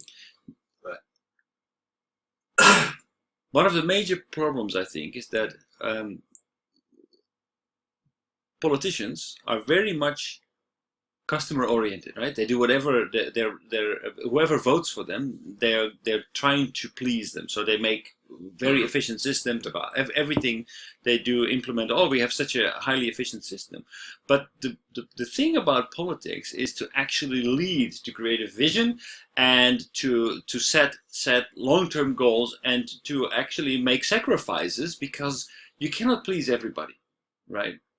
You cannot please everybody. So you need to make decisions and say, okay, well, certain things you just cannot do. You cannot build a house right in front of somebody else's house on a hill, because very often you see people have a beautiful view over the valley, and then somebody else comes and builds a very tall building in front of it. That should be prohibited. That should be prohibited. But nobody makes this kind of rules because they have other. Exactly, Japan does. Yeah. If you go into Shinjuku, if you just go into the high building, on top of building, you can observe direction for Kishijoji. No tall building, all flat until Kishijoji. Yeah. Because they're very much concerned about sunshine light, so nobody cannot build high building. This is too much communism. Right? It's not communism. They cannot. In Kyoto, you also have these rules, right? Kyoto is the same. Yeah, so it's they not cannot communism. plan for It's in the best interest of the people, ultimately. Like I owned very expensive condominium before 5 years ago. Why I bought that one? I paid $1 million. I paid for that. Why I bought it? We can see the Tokyo Tower, but 2 years later, many buildings coming up, but we couldn't see it. Yeah. So Bali is one half. Yeah. Right? Yeah, exactly. But we cannot protect kind of sort of things. Yeah, well, not in Tokyo, but in Kyoto you can. And what I'm talking about, okay, usual Japanese politician, they don't have long-range planning. Or Japanese people, none of those have long-range planning. That's what I mean. You cannot say that Japan is the most advanced democracy. These kind of issues, we cannot criticize, because Japan is, after defeated World War II, then the occupation army forced them to take the strategic mind out, take out. So Japanese, everybody don't have strategic issues. I was working with American company, I didn't know that. But Kyoto has it. Kyoto has, like, it's a small example, but they take the strategic decision. Okay, if we want to protect Kyoto and the cityscape of Kyoto, we need to prohibit people from doing certain things, even though that it's their land, even though they have property rights. In the better interest for everybody and for the future of the city, we need to protect this city. And so they implemented. They had the strategic vision to do that. Tokyo, they don't. No, this is not said. It's not a strategic vision. They just only simply conservative. Don't misunderstand. Kyoto people is conservative. They don't want to change anything at all. Oh, so I heard Stubborn. that. Stubborn conservative, that. not strategic. I hate it. I'm surprised so many people in Japan hate people from Kyoto. Oh, the Japanese people also, many people very conservative. They don't want to change. But don't blame Japanese people, they don't have strategy. Okay? And they don't have strategy. Even the Toshiba, Hitachi, every company, they do not have strategy. Sony, no strategy.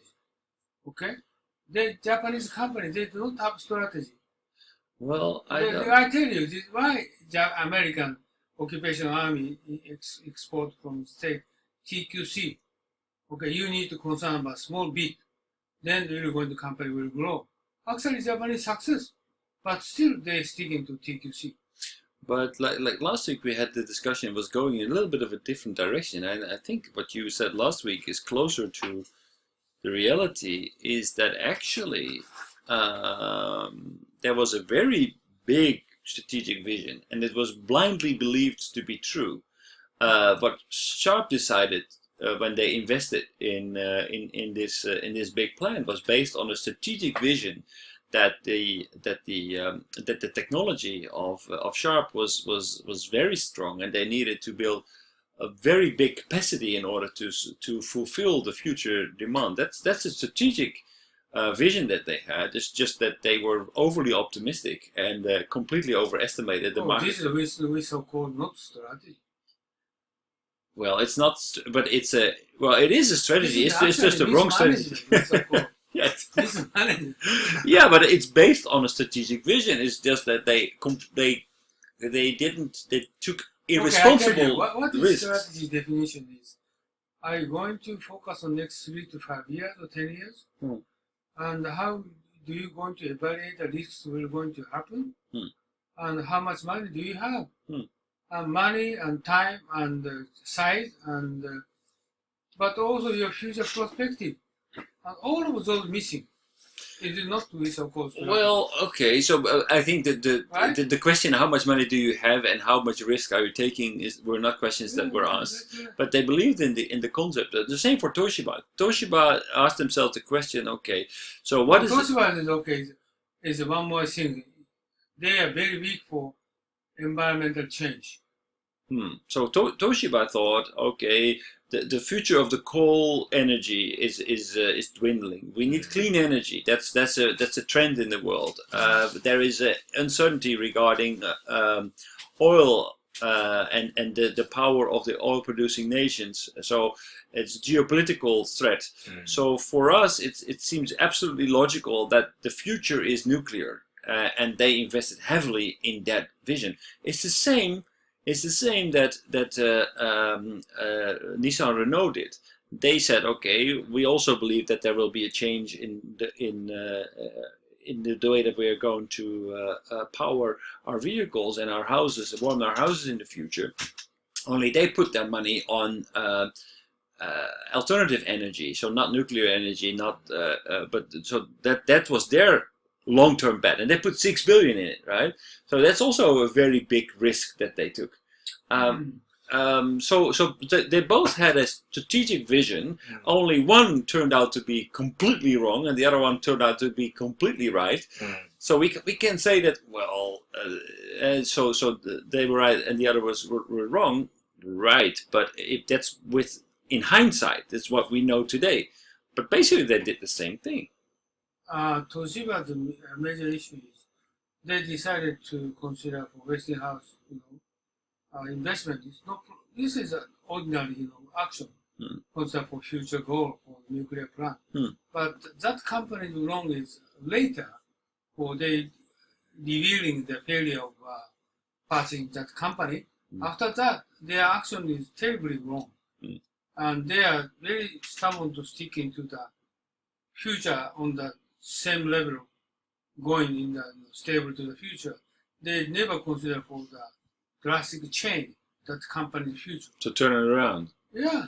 So after they realized that they made a mistake, they should have taken change, their management style. The world changed, and your company changed, but the management didn't change. That is the problem. They didn't want to make the sacrifices and exactly. So this is okay. Just action is okay. they're mistaken, but after action, another mistake for management action. Okay, so this is their big issue, and also I need to consider for going back to the Tokyo Municipal Civic Service. This is of course this is one aspect. The other aspect is you said the long range planning, long range. Oh, this is Japanese people pitfall. Okay, this is I think not only politicians but company the same. Or Japanese people they themselves they don't know how to consider for strategy. That universities they never tell them strategy. So they don't know what is strategy means. They know very well know the TQC, TPM. They know how to make an effort, small things to improve. Teaching them at university, you study for 8 hours, 10 hours, reading books. That's all, right? So this is not good. But strategy is. But besides that, what is wrong is they maybe education. What is this? I tell you, Japanese government officials. What they're thinking, why they're working for Japanese government. Politicians, they cannot do nothing at all, okay? Politician is politician, right? They follow on Japanese government officials. And Japanese government officials, what they're thinking about, this is important. What they're thinking about, they're thinking about they themselves, their future. After 48, after 45, after 49, after 50. He want to try to consider for he himself, his future. And going to the private company and he want to get money, he want to bring something for special for this private company. Sort of things what everybody thinking about. It means government has lots of rights, lots of issues. But those issues will not be considered for people. They will not be considered for they themselves, their own benefit. It means try to bring those benefits to private company or government-owned company and give them their position and give them more money instead of their position. This is the current big problem. And JICA, everything is the same. JICA people, okay, ODA, they need to distribute money. For what? So they themselves, their position. Okay, they got their benefit. So this is a problem. It's their benefit, right? Yeah, so this is, and also just ombudsman is always caution. Those people going to private company, how many people going to private company? Every year discussed many times, but nothing happened. Right? Now, I don't know why, but nothing happened. And all Japanese officials, and do you know the Japanese government took care of those people until year 70? Year 70, and government consider for those people who's going to private company. And okay, just quit this company, okay, they're going to quit another company to introduce.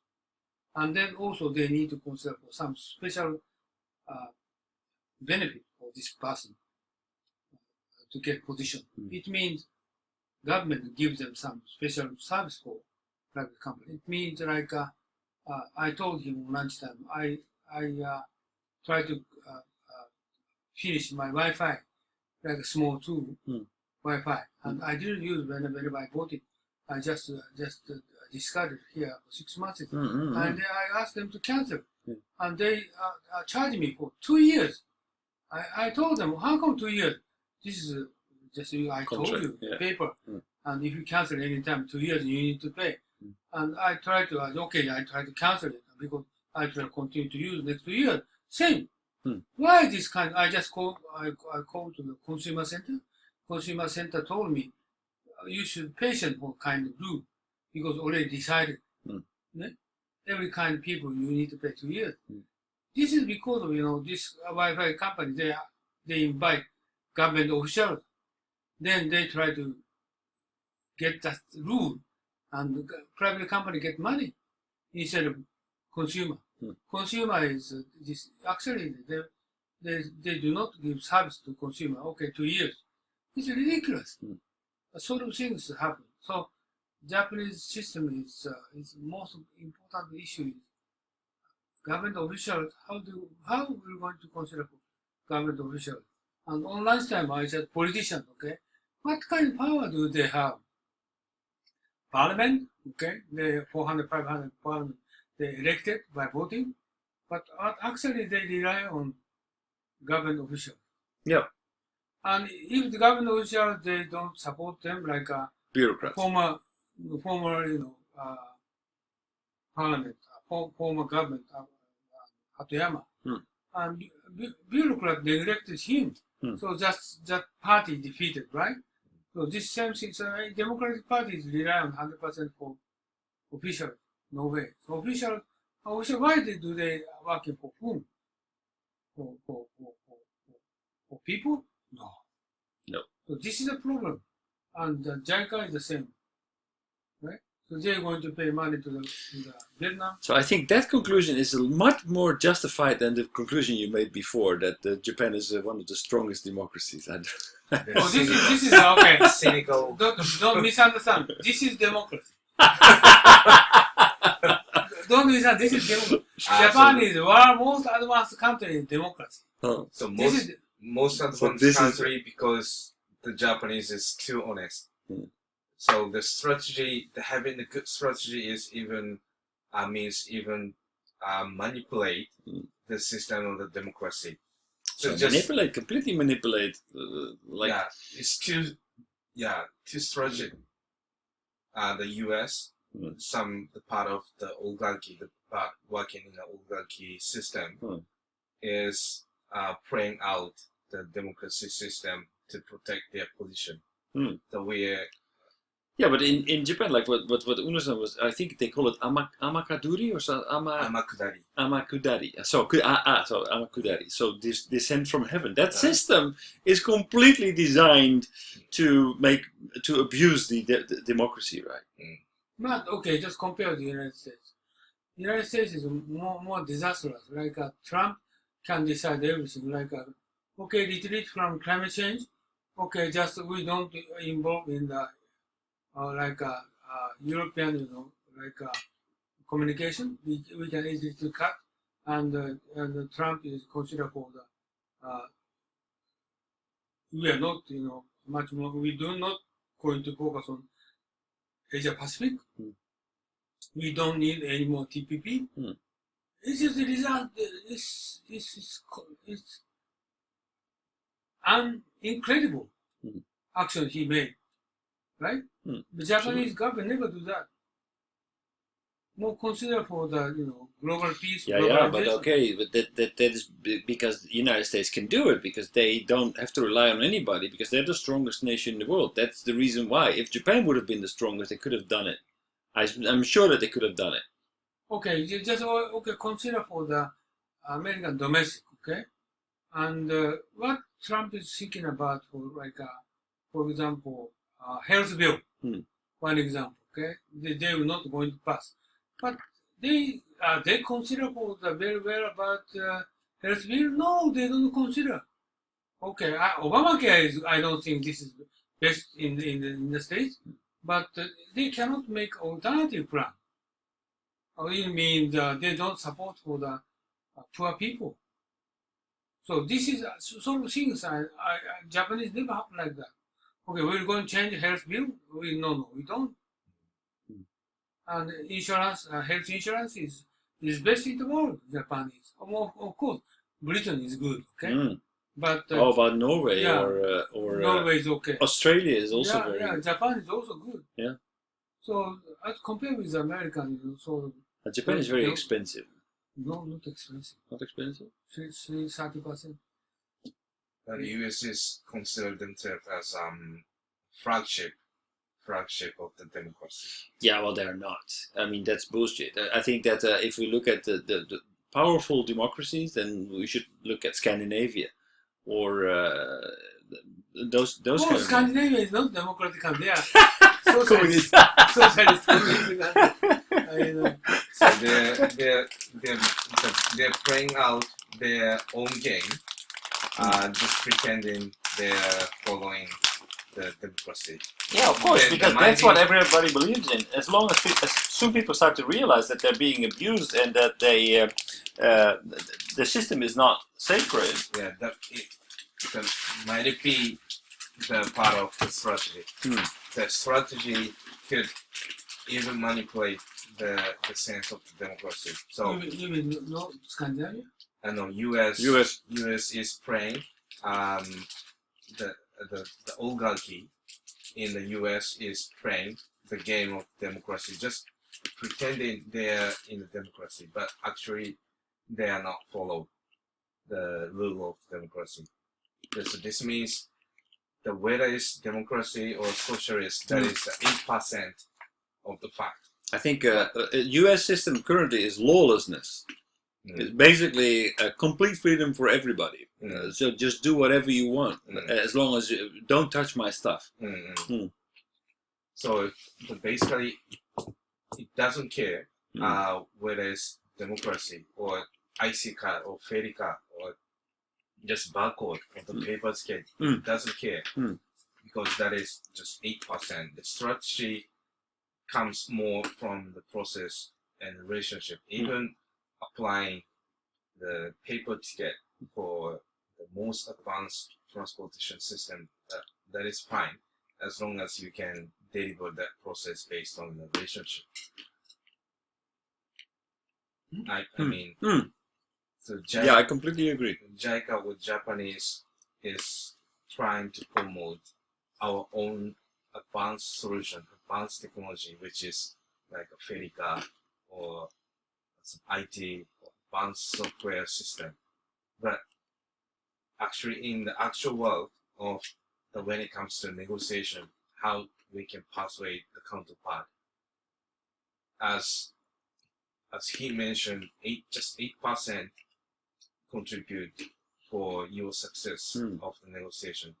So this 8% of the part in some particular project of ODA is 8% of the part is whether it's IC card or just plastic card, the barcode ticket, or just paper ticket. This is the discussion of the just 8% of the part. Okay. And another 92%, how to persuade, how to get the empathy. This part. If you do that correctly, you should start to listen to people and then build trust, build relationships. That is going to be 92% of the success. So how to do that is what I suggested. Maybe to instead of giving, making a closed system, but making sure that the Japanese authorities become a shareholder in the operations as well, so that things do not end only with are not limited only to the technologies, your own delivery, but are also like look at the bigger picture, becoming taking ownership of the solution. And you can take ownership of the solution only if you are part of the operation. So if we could go well in this sense, we don't have to sell this kind of IC card, which is actually refused by the local government. With the reason this is expensive, this is too much. But if we can hold this critical part, which might be operation, then we just sell the paper ticket as a $100. But as long as we can agree on the idea that will go well. Nobody claimed that why this paper will cost $100, but that is reasonable. It means our Japanese people problem is language. Language. Well, language is domestically Japan is doing well, but he's talking about going outside Japan cause a lot of problems. Like America is nothing wrong, but Japanese government cannot persuade the Vietnamese government. No, I think the problem here it's not about persuasion. The Japanese authorities should not persuade Vietnamese. They should listen to the I'm Vietnamese. talking about trust. Yeah, so it's not about persuasion. It's about listening to what they need, accepting the fact that they are different. So I say it's trust. The Japanese government cannot get trust from the Vietnamese government. exactly, because maybe they are trying to persuade, and that's exactly the problem. Mm. They are not listening. They do not become a owner of the problem. They do not go there to actually bring benefits It means to the very risky Vietnamese. for everything. They are pushing their own solution. They are Very pushing their own risky, agenda. Very risky, Yeah, very, that's risky. Wagamama. very risky. And So- of course, yes, Aruga, very risky for overseas, not only Vietnam. America, United States communicate with the American United States. Abe said, okay, very good relationship with the United States. I don't think so. Mm. Well, with who, which country Japanese do well? Nothing. Mm. Only domestic, Japanese, they only start talking about dealing They're business, not selfish. outside. So I think it's why the Japanese Wagamama outline is because we plan too much, whereas the Gon mentioned in his interview, we shouldn't plan too much. Yeah. Because sometimes we have to manipulate our own plan from one to Yeah, another. because there is all kinds of things that if you don't keep your eyes open, then all kinds of opportunities, all kinds of things will change, and change is a constant. Basically, that's the only thing you can be sure of. So why Things we- will change. Why we should do that to solve this issue? Well, why? Okay, the question is why are we arrogant? How come? Why are we selfish, Wagamama? Why Japanese isolated from the rest of the world? Like, did you see the G20, G7? Abe never speak out anything, right? Mm. Nobody listens to him. Yeah, I think one of the things we should do for a long time is, as Unno mentioned, education is one of the critical part, which is causing the bad situation of the Japanese in the world. Mm.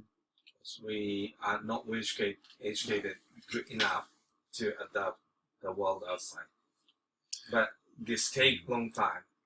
But it's also because I think actually what's more important than the tools is actually a general attitude of becoming an active player in world affairs, becoming part of the program. Like Japan last year, they accepted 10 or 11 political refugees. 10 or 11. In Europe, we had almost 1 million. 10 or 11 political refugees. Now imagine that. That's not actually wanting to be part of Do the. you know why? Wagamama. No, Japanese government accepted 200 Indonesian inviting to Japan. Oh yeah, as nurses. Nurses, Yeah. and 100% Failed. failed Yeah. because Japanese people criticize those people. Yep. So criticize. Criticized, yeah, because Didn't accept. Mm. Didn't accept them. it was not fair. It was not fair that Japanese people had to pass all kinds of exams before they could become a nurse, and people who come from overseas, they didn't have to pass the same exam. So they invited 200 Indonesian students, and they have to pass the same exams. But they don't speak Japanese. Of course, they cannot pass the exams. So of the 200 people, one passed the exam. 199 had to go back to Indonesia.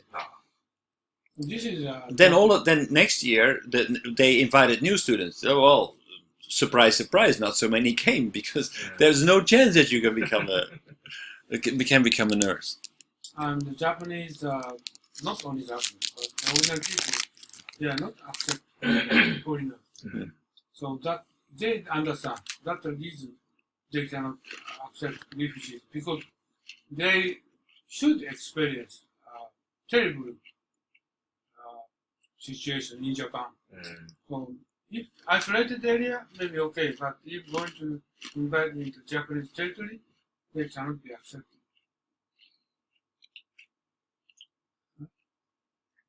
So, How is it going to solve it? as Unno mentioned, the system will support more the person who is actually acting in the world outside. Education is also necessary, but we should utilize those who is acting at this moment, the world outside of Japan, the being involved in the local project and leading some direction, presenting Japanese interest, or at the same time adapting, catching up the local demand. But now, for example, in the company, like in my company, I'm not guaranteed to continue to work the style like this. So if the company's the situation will go down, maybe I'm not allowed to go outside.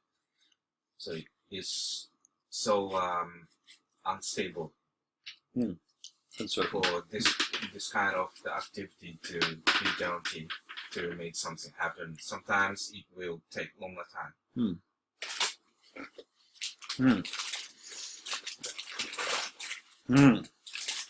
So I think that you have you have a good point.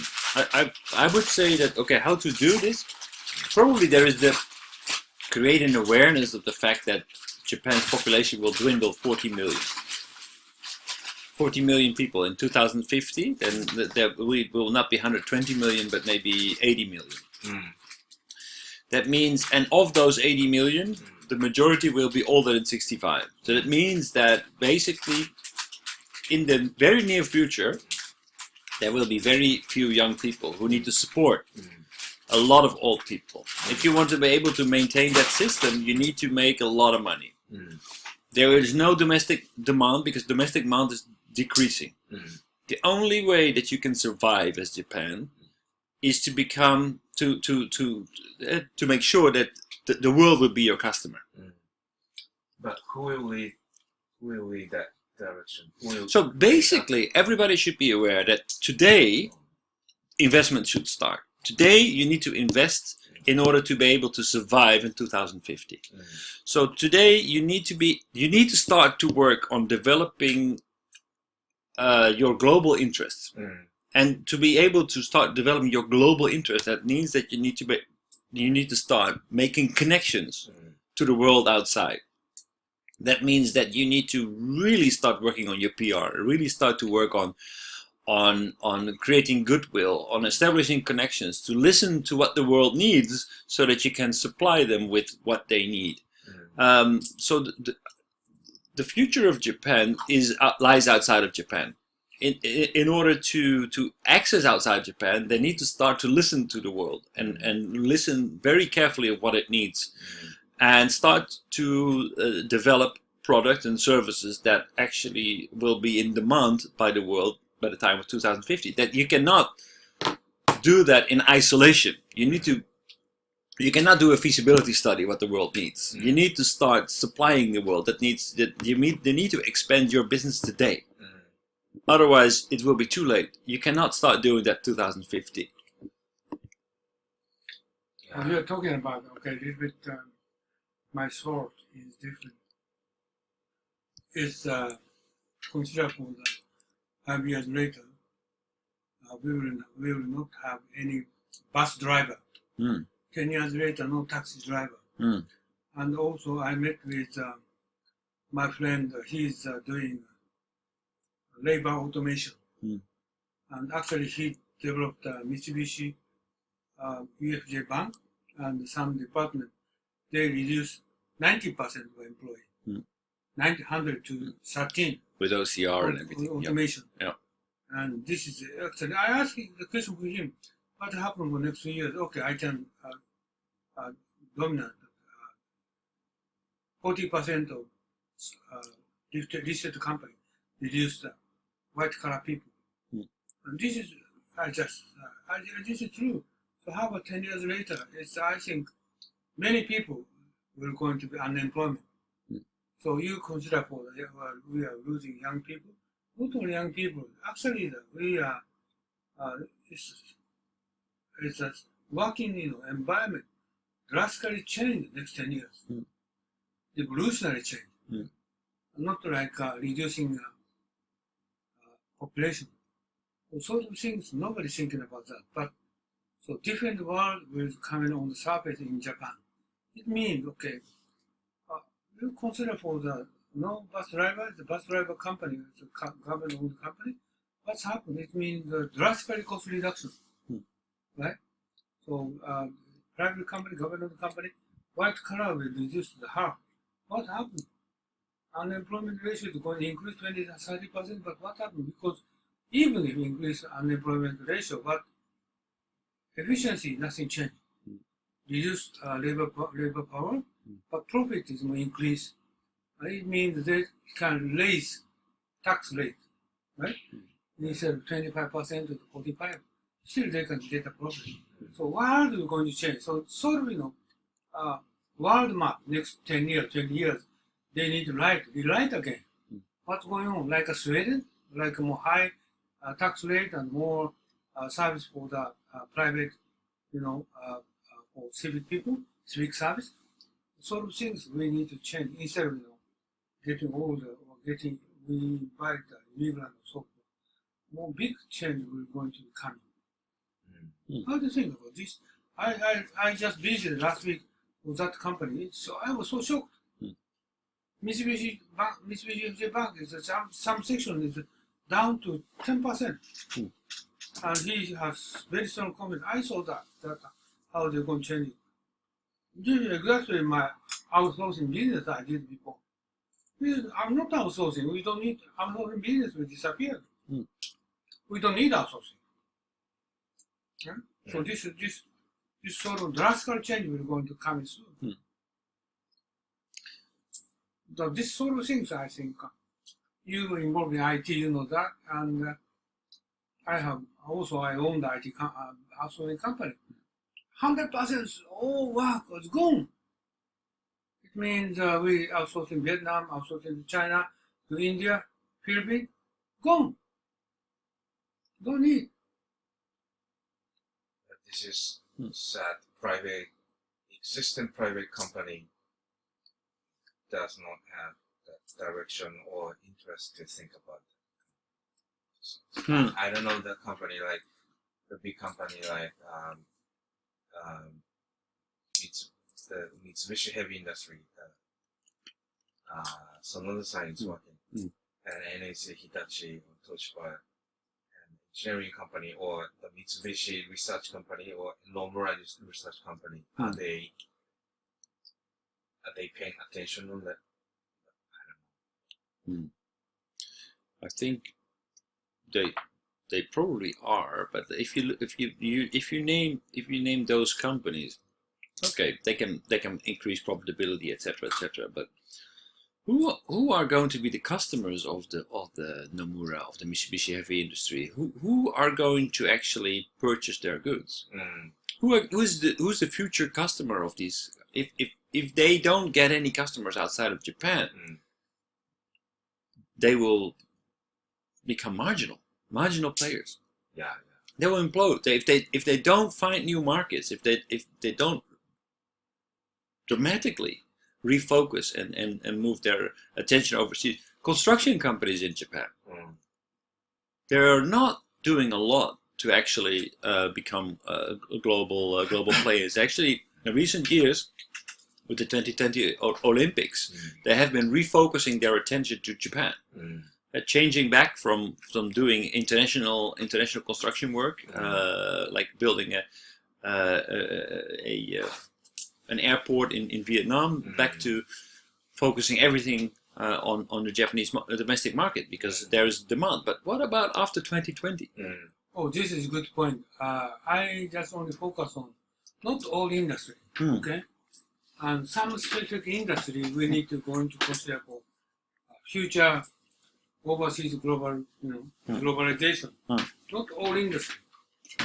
So Japan itself, or ordinary people, it's no problem next 3 decades, 4 decades later. They can sustain a certain level of life, not going to get into poverty. The current situation will continue on because of the reason is automation, right? And even if white collar losing job, but the government will going to take care of education, going to have healthcare, going to take care of housing, anything else. It's just only food. Okay, we can provide like a China, rice, vegetable, liquor, just pig meat. They never change next 10 years, 20 years. They can survive, right?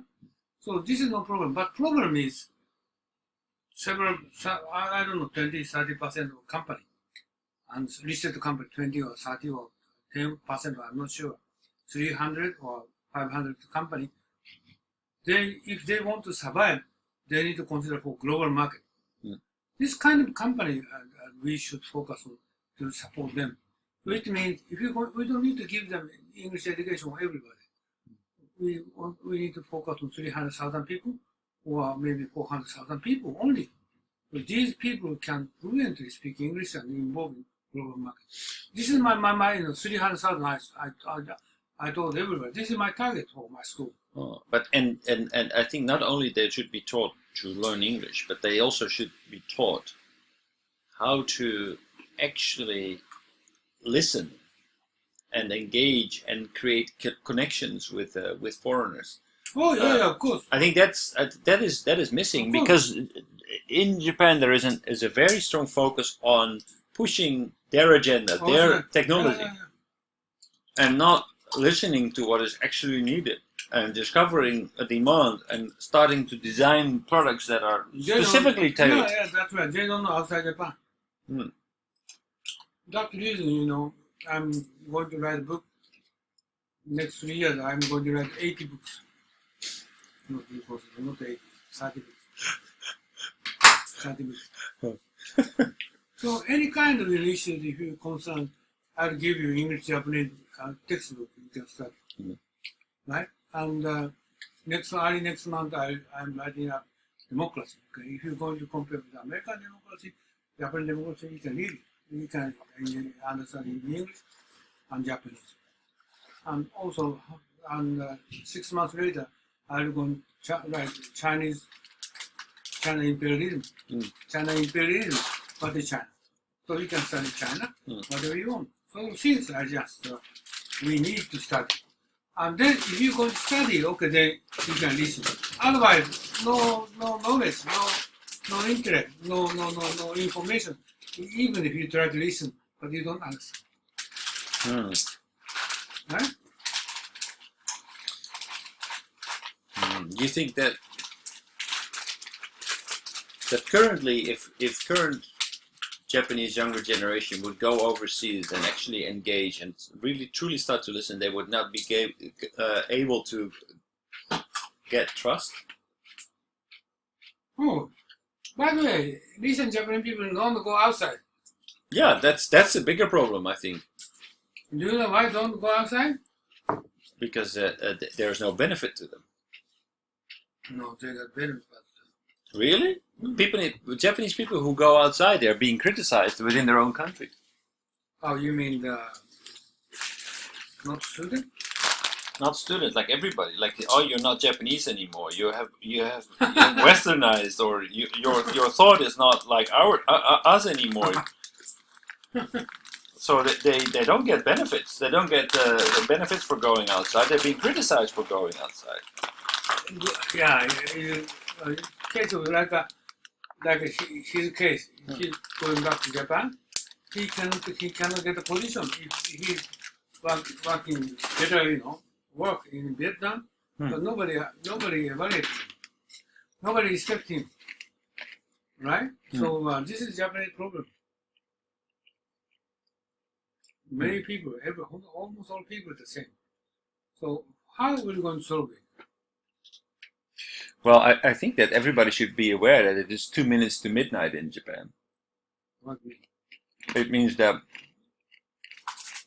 if they don't build relationships today, it will be too late for them to start thinking about this in 20 years. They really should be aware of the fact that the future of Japan is not in Japan. If they do not start to focus on building up trust outside of Japan, it's going to be too late after that, because then it's going to be seen by the rest of the world as another typical Japanese Wagamama approach to survive. So they need to invest in building up relationships, not through ODA, but by actually bringing solutions. By becoming part of the global problem, by allowing immigrants to get into Japan, by becoming part in the peace missions, etc. More high profile. These immigrants in Japan? How do we going to? You mean for them to study Japanese for 3 years? Well, we do that in the Netherlands, not for 3 years, but No, Japanese is difficult. it's difficult. Dutch is not that easy either, but.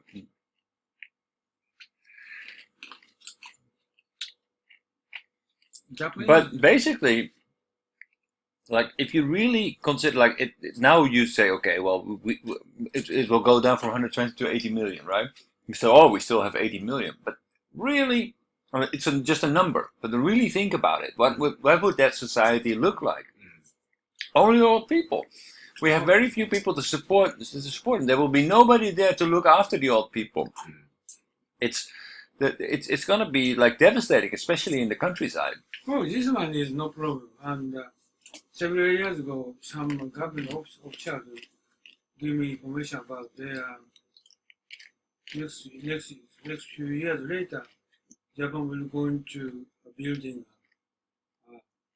kind of, what's it? Safety zone, restrict zone at the Ibaraki prefecture. They welcome doctors and nurses, 30,000 from overseas. And I think everybody will be very eager to come to Japan. They're going to consider for building a care house for elderly people. But Unno-san, who wants to come to Japan?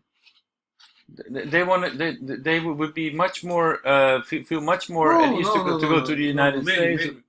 Many. One example, Bangladesh. Yeah, but if they can choose to go, if every other country they want to go to refuses them, they will go to Japan. No problem. They're going to government. We're going to guarantee for them to come. Listen to the Indonesian nurses where they go today. They go to the Middle East. They go to everywhere else because Japan doesn't want them. For the Indonesian failure, so they don't need to speak Japanese. They come to restrict area, safety zone. They can't go in Tokyo downtown. It's not. It's the one. So it's again a Wagamama approach to the problem. So one more, and the problem is, okay, we can do whatever we want inside, but if we look at the outside, the Japanese influence or the reputation, that must go down. But there must be the country called Japan, but we don't have any power and influence, and we're losing more sense. They're losing more and more of sense of who we are, and I think that is the problem as soon some usually. The one. Then and how to change this situation from outside, which is one of the solutions to change the Japanese fundamentals. But I'm working outside and spending my time as much as possible in the local situation, local context to understand it. But I could feel, but I don't have the much power to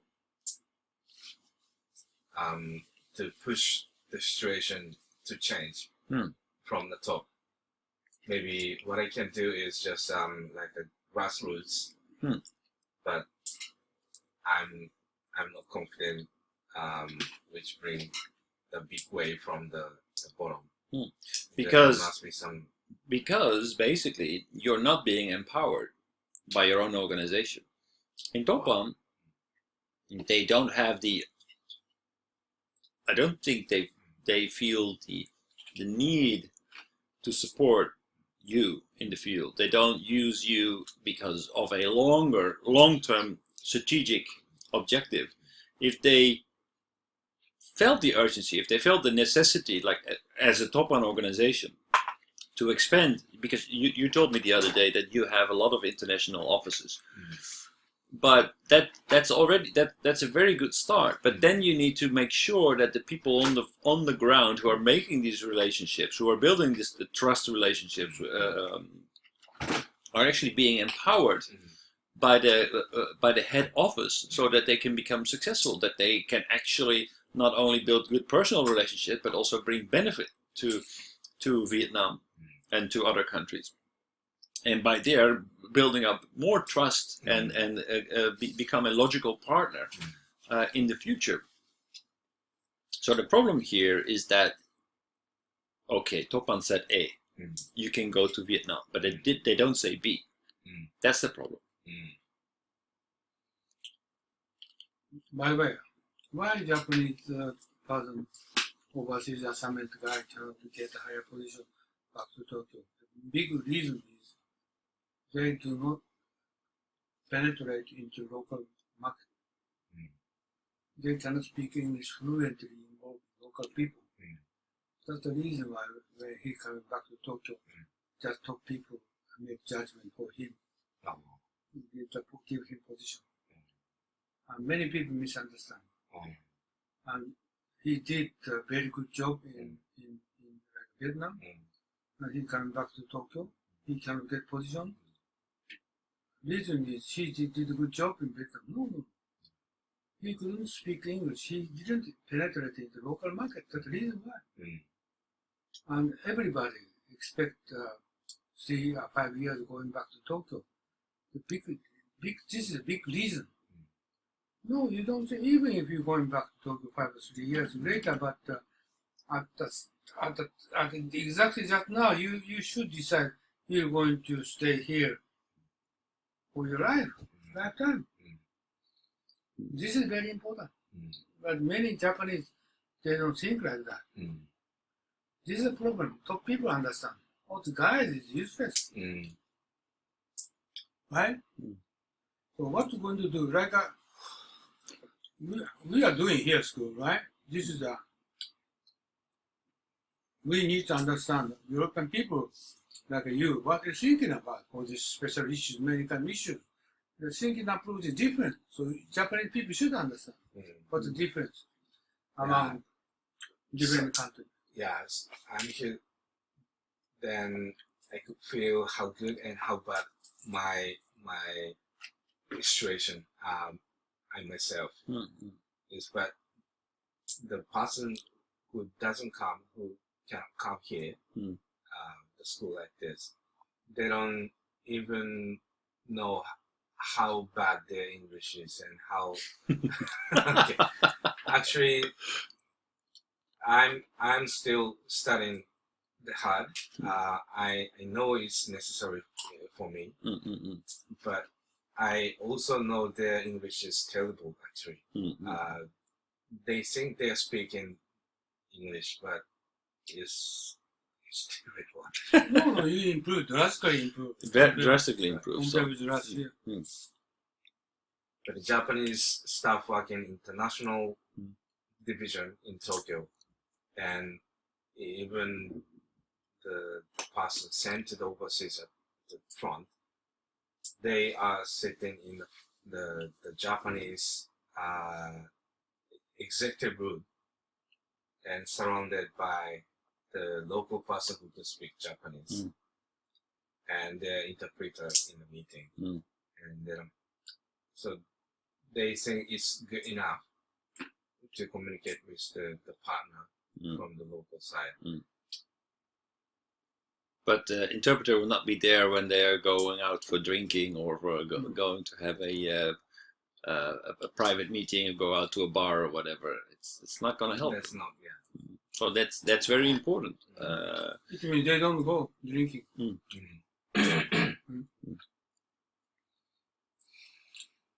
So I tell you that like my school, okay, every Saturday afternoon, I discuss with you, and the content is a little bit sophisticated or intertwined, issue.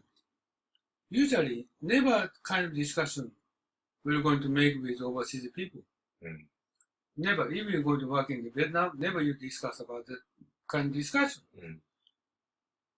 But here, I ask Edo to make the kind of sophisticated issue so we can discuss. But usually, even if his wife never discuss about kind of issue, so simple conversation. Mm. So if you're going to live in Vietnam, and if you get a close friend with the Vietnamese, but never English will going to be advanced, That's right. right? But this place is actually for our very important. Mm. Even Edo, he doesn't talk this kind of content. Simple English, he just communicate with Japanese. Mm. Only this place. Mm. No, he owned his Wednesday night, session he had. But my school is more sophisticated, right? Not easy because many people, like his Wednesday night discussion, many people, okay, sorry Ed, you're talking about it wrong. Not many people saying like that. Maybe I thought it was because I'm not wrong. No. So this is Europe and Japan.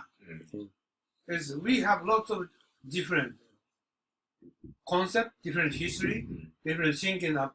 We have lots of things. And even if I go talk with you 10 years, still we cannot settle down any kind of opinion. Not only character, but also background. His background is different. This is important. That's the reason why Japanese will not going to be respected in Europe. However, Well, okay, but I mean, this school is not unique.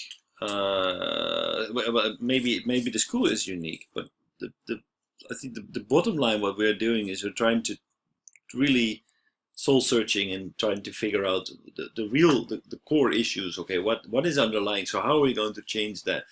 How come that certain things are the way that they are, and why is not everybody more aware of the more fundamental solutions?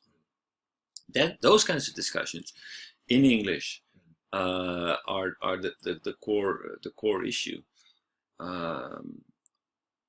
Today I need to discuss about it. You just hitting very good point. Like we just going back to JICA. Okay, how we're going to solve the issues for the people? I just talking about Japanese officials. They just only focus on they themselves and selfish, right? But we need to solve this issue. Otherwise, we cannot better involvement in Asia Pacific. So what are we going to do? This is my concern. What are we going to do? Okay, just leave as it is. No good. No. Ed, you don't have it in your country like that? What this kind of problem? Yeah, we do. We do. We have the same kinds of problems.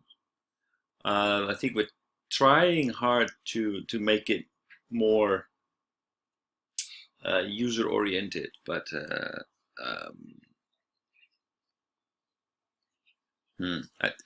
I think our problem is not as big as it is in Japan with development aid. I think we have been doing it much longer. Also, like we have our colonial history, right? So we are more aware. We're more used to being overseas, having access to the culture, knowing people. There's already more of an infrastructure there, which makes us much more aware of what people want locally. I think that part of the reason why JICA is so handicapped is that they come in also as total strangers. There is no infrastructure there. Okay, so anything from the fundamentals or attitudes, which may be caused by the history in the Netherlands. Yeah. But we didn't have it. But some difference of the fundamental part, including the people's attitude, for the Netherlands caused by history. By history, yeah. What is the difference in the fundamentals? I think fundamentally speaking is that we feel very comfortable outside of our own country.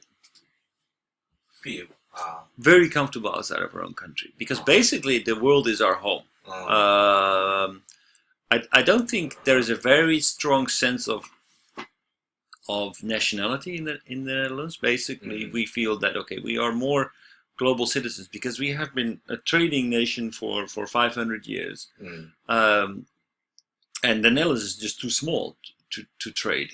So international trade is the standard. If you want to do something, then international trade is the standard. So we have been doing business and making connections with people as long as we can remember. That kind of mindset of looking for opportunities everywhere and finding ways to make money. I think that's an attitude that we brought in also when we go overseas when it comes to ODA. So we are more at ease engaging with people from other countries than the Japanese people at JICA, I would say. We have more of an infrastructure, a history of international relations with foreign nations. Your country big advantage is speak English, right? That is another big advantage. And discussions. Lots of discussions. Yeah, I just maybe remind myself. I'm feeling the discussion is not same even in the Japanese society and even in the company.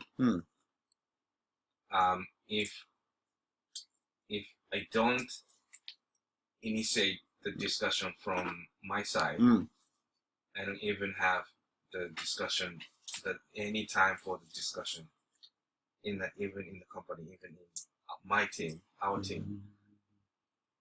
So what do you talk about when you go drinking with your colleagues?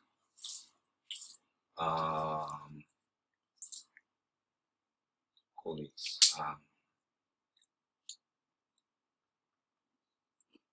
Usually we don't discuss much.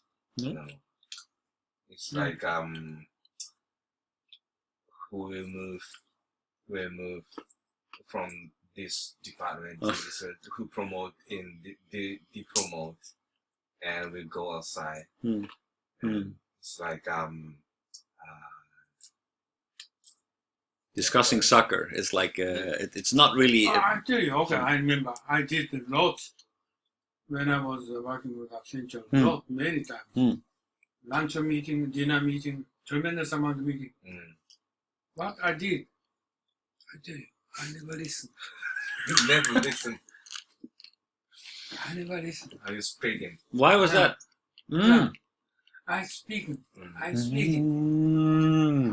I spent lots of money. Also, I organized Indian society more than 10 years. I never listened to them. I spoke. I speak and speak. I talk and talk. That was my fault. Now is I listen.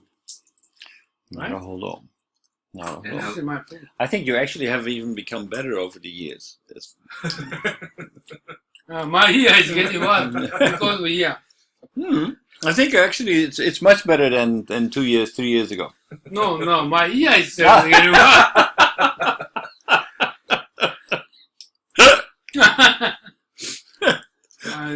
Always I listen English earphone.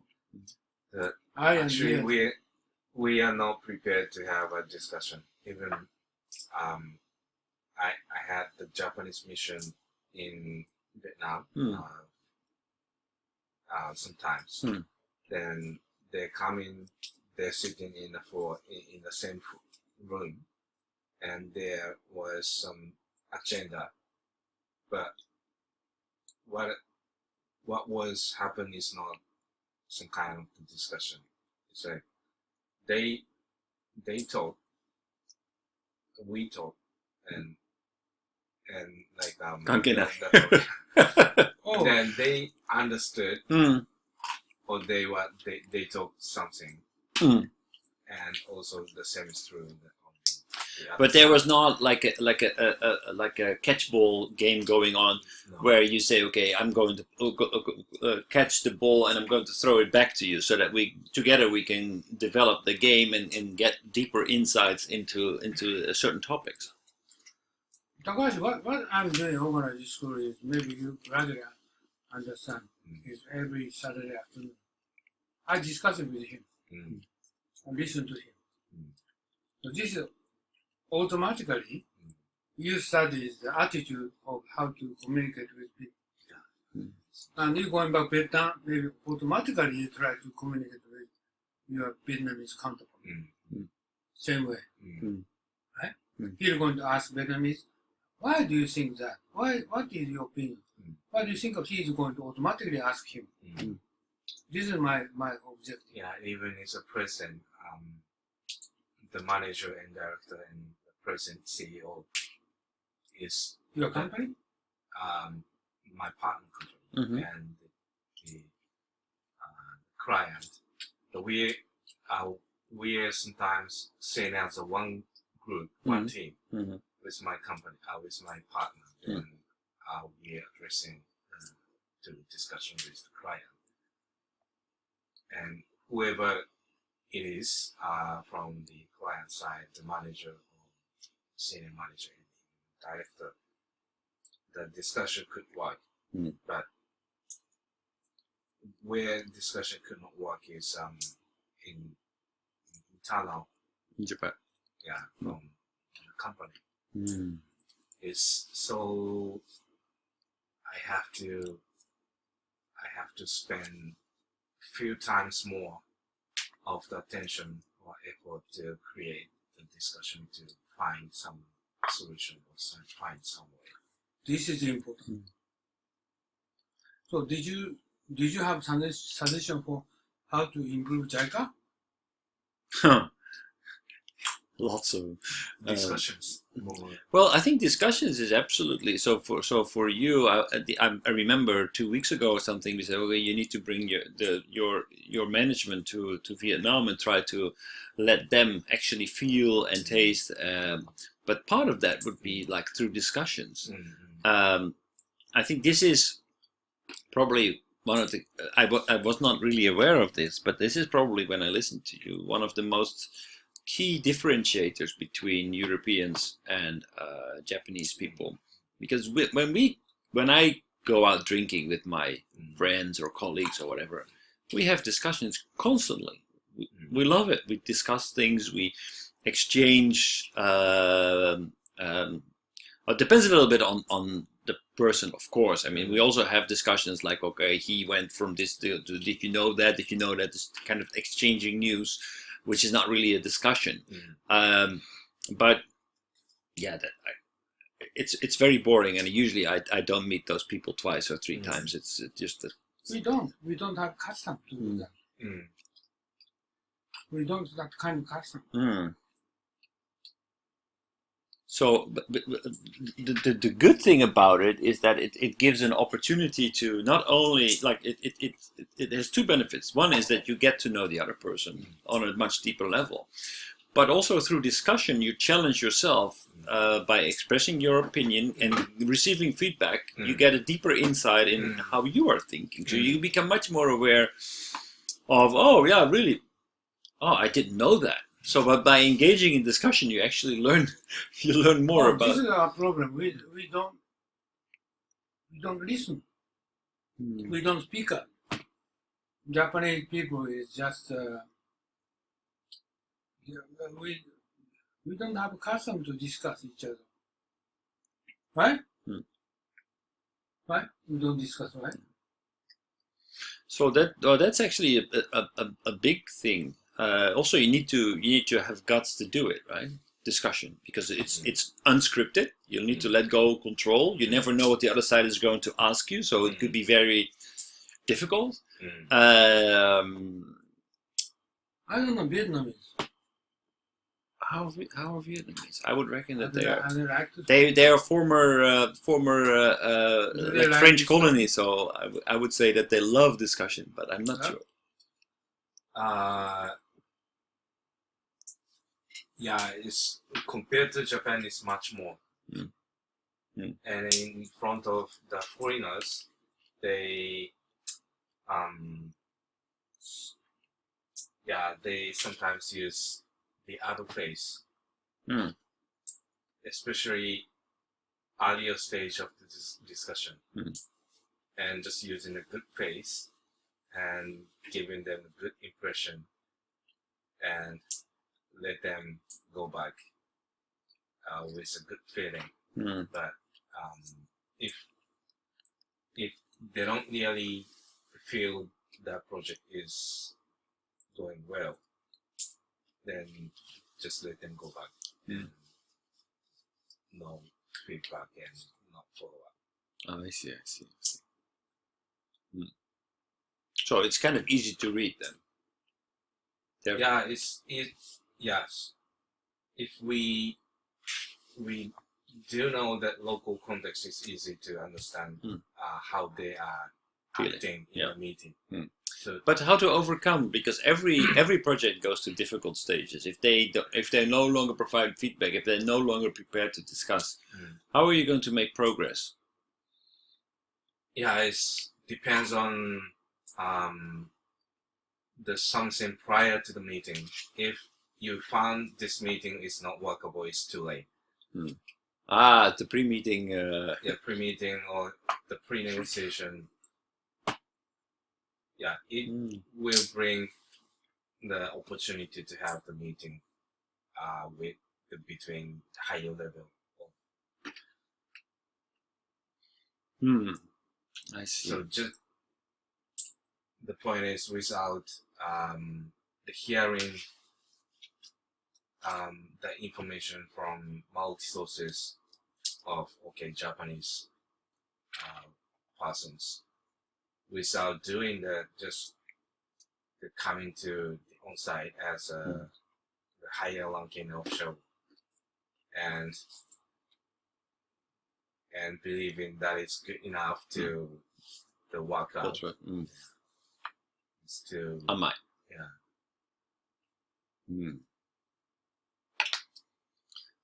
How to deal with that as a foreign company when dealing with Japanese organizations? How would you recommend dealing with your organization? Recommend to my organization. Yeah. So if I were to deal with Topan, for example, how would I have to go about to actually create trust relationships? Oh, so now I don't have a good person to able to make advice how you should act in the negotiation, because I'm the one who is doing that. So I do want to delegate some part of rule to someone else, but it's actually difficult. The once I put on someone else, and it doesn't work. So it's very fragile. Yeah. So how come your Vietnamese partner trusts Topan? Yeah, I'm fully representing. But they know that there will be a time that you will develop your career. You're going to leave Vietnam, or you're going to do something else, and then basically everything is broken. It's gone. Yeah, that's why. How do they deal with that problem? So what would you recommend them to do in order to develop their relationship with your company further? You like pistachio too, ne? So that's why I'm asking my management to organize as soon as possible, to organize this school for the company. So otherwise, anyone can. But this is difficult, is it? Yeah, I can organize anytime, but difficult. How are we going to do this? So my management get reply that if we organize some session from the outside Mm. for the session for division or for department. Mm. No matter how much it is, we have to raise on like a BOD the meeting to get approval. Mhm. Even a 10万円 or Mm. maybe 40万円 50万円 Mm. But I suggest it doesn't have to be going like that. Mm. Just the straight actually that each person's will come to the school, Mm. the one by one, Mm. and they happen to meet in the meeting the session space Mm. on site. Mm. So whether it's 1万円 or 2万円 they will claim Mm. that that money for the education budget Mm. to the company one by one. Mm. And Yeah, it's just not organized, just each person's by themselves Mm. is coming to the school. Can they speak English? No. They speak but not enough. I think just kind of Edo coming here like this, stable, discussion like this is about 6 months or several months ago. Mm. Very recently, we're going to stable kind of situation of discussion. Mm. For Japanese, it's very difficult to start to talk with them in English. Yeah, I promise that if I could if successfully implement this session in the company, Mm. it's so difficult to initiate, even for you to initiate a discussion in my company with my colleague. It's Right? yeah. It's, How are you going to do this? Okay, just you joined for several years ago, and also I talked with him more than 2 years, and the kind of discussion several 6 more, whatever months ago. But not easy. Not easy. Well, basically, otherwise they are not. They couldn't work at all. Mm. The actual business. Mm. NEC asked me to do, they want to develop overseas, business. They asked me what to do, but first of all, you need to have a training for your staff, the people. Mm. But they cannot understand what they mean. Mm. They cannot image. Well, I mean, maybe this is a good start. The pyramid, the trust, the process, and the contents, and then reflect that. Okay, so where are we focusing on? The answer will 99% sure will be like the 8% of the message. So are we aware of the process, and more important, are we aware of the trust relationship? How do you build trust relationship? That is by really exchanging, by carefully listening and exchanging information on a deeper level, not just to get hard facts, but to really find motivations from people. So what drives them to actually buy from you? What do you need to do in order to make these people happy? What can you give to them instead of only this is what we have to offer? But what do you need to give to make people happy? If you want to build trust relationships, then the 55% of persuasion will be the capacity to listen and to really discover what people want and what drives them.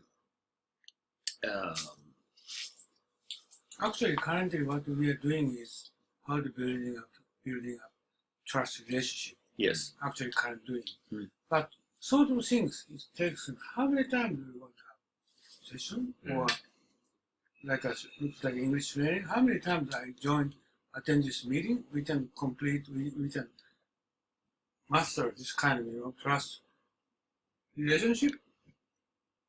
This is basically their question in their mind. But this is endless. Yeah. It is endless to some extent, but we could try to make a program out of it.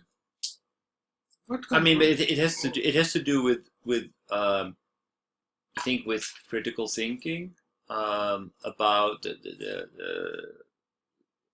how to question things, how to focusing on the process, on negotiation, presentation.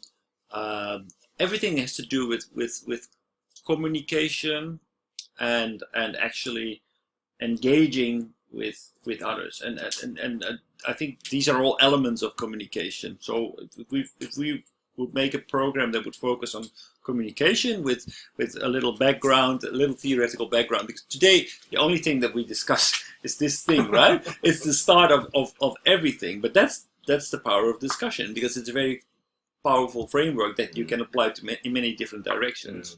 Always American, just a consultant, like a proposal, like Ed said, critical thinking, presentation skill, and negotiation skill. We have 1 year's course and so forth. And whenever they finish, and so what? Critical thinking? So how about Well, I don't think the purpose here is not to become an expert in critical thinking. It's basically just to show a little bit. Okay, so keep that in mind, because people are going to apply that to their own business, their own situation anyway. It's just to create awareness of all these different elements. Well, maybe there is a tendency to work towards getting a diploma or getting something that will increase your pay or whatever. But the focus should be on just developing some, awareness and a tool set that makes you successful in business. That's the objective. So maybe first thing is it may be to let them aware of what they need to study, that what they need to learn. Is if the situation, the problem is like this, then I was I've been thinking that from maybe 3 years ago or 4 years back, we started the session in another place in Yamachi. Yeah. Then sometimes Edo-san is a strong guide to initiate the discussion. Sometimes by using a TED talk and Obama exclusive interview from the New York Times, and where the Unno-san advised me to listen 100 times, even 200 times. Then, okay, that's one. then I could remember some phrase in an interview and some issues to be discussed. Then later on, some specific issues was discussed in another session. Then I can combine some issues as some context. Yes. Then after that, we did some specific skill session of the debate. Yes. And critical thinking that will be more effective. I mean, after the week, I could be aware of what is the topic, what is. I see. No, my message is many people come to this school, but they cannot sustain those people. The couple times or 3 times, they never coming up here again. So I think something wrong for us. But So maybe this book. What? The reading this book, understanding the contents of this book,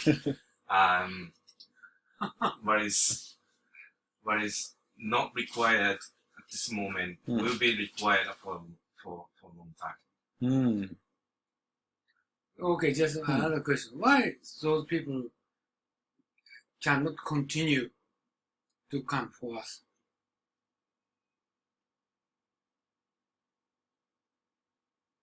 It's difficult. Content. No, I don't think it's difficult. What is the problem? Well, I think that it's that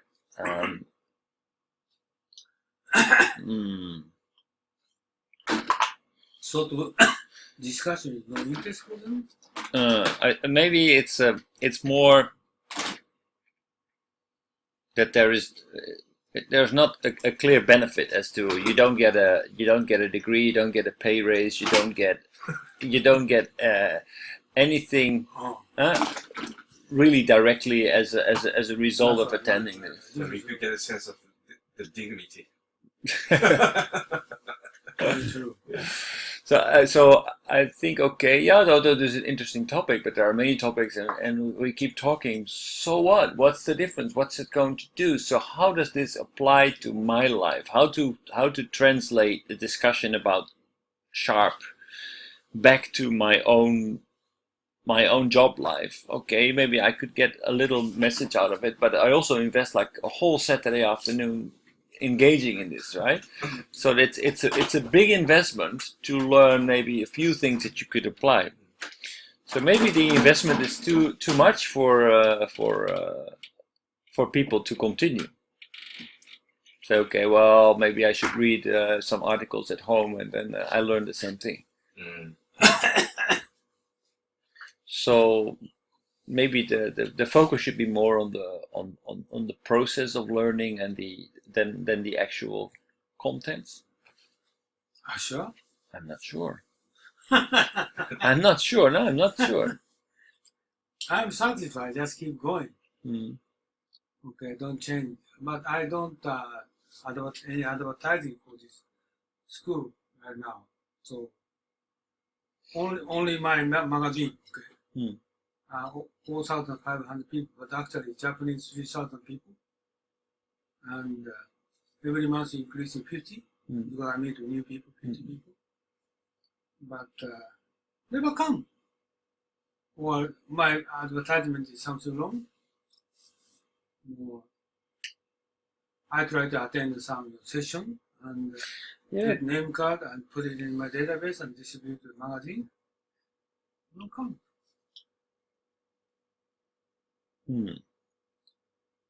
Well, there are a lot of people who are actually taking English lessons. They go to school to learn English. Yeah, but these people maybe have much more benefit in engaging in discussions and applying their English language desire to actually also learn so something maybe about. We had better change direction study English. Well, not studying English, but basically a discussion. Language school doesn't profit. Doesn't. No. But there is a lot of people who go to language school to improve their English language skills. But I don't think that learning English, well, even if you become perfect in English, it's not going to be enough. It's not going to be enough, because if you know perfectly how to express yourself, but you don't know how to engage and to discuss, then it's not going to be enough to build trust relationships. Do you remember Monday morning we had 7 or 8 people every other Monday morning, but now it's none of them. And of course 1,000 to 3,000 increased fees, but we have this is also we try to study hot topics in English, right? But nobody comes. Yeah. How do you think? Well, in principle, I think actually the 1.5 hour is good for most people as a time where they can that like 1.5 hour as an allocation of time is ideal. I think it's probably better than the 4 hours that most people are willing to prepare, because they have. I thought beforehand I said the location is wrong, so I changed to the Tokyo station, right? Do you remember? But still nobody comes.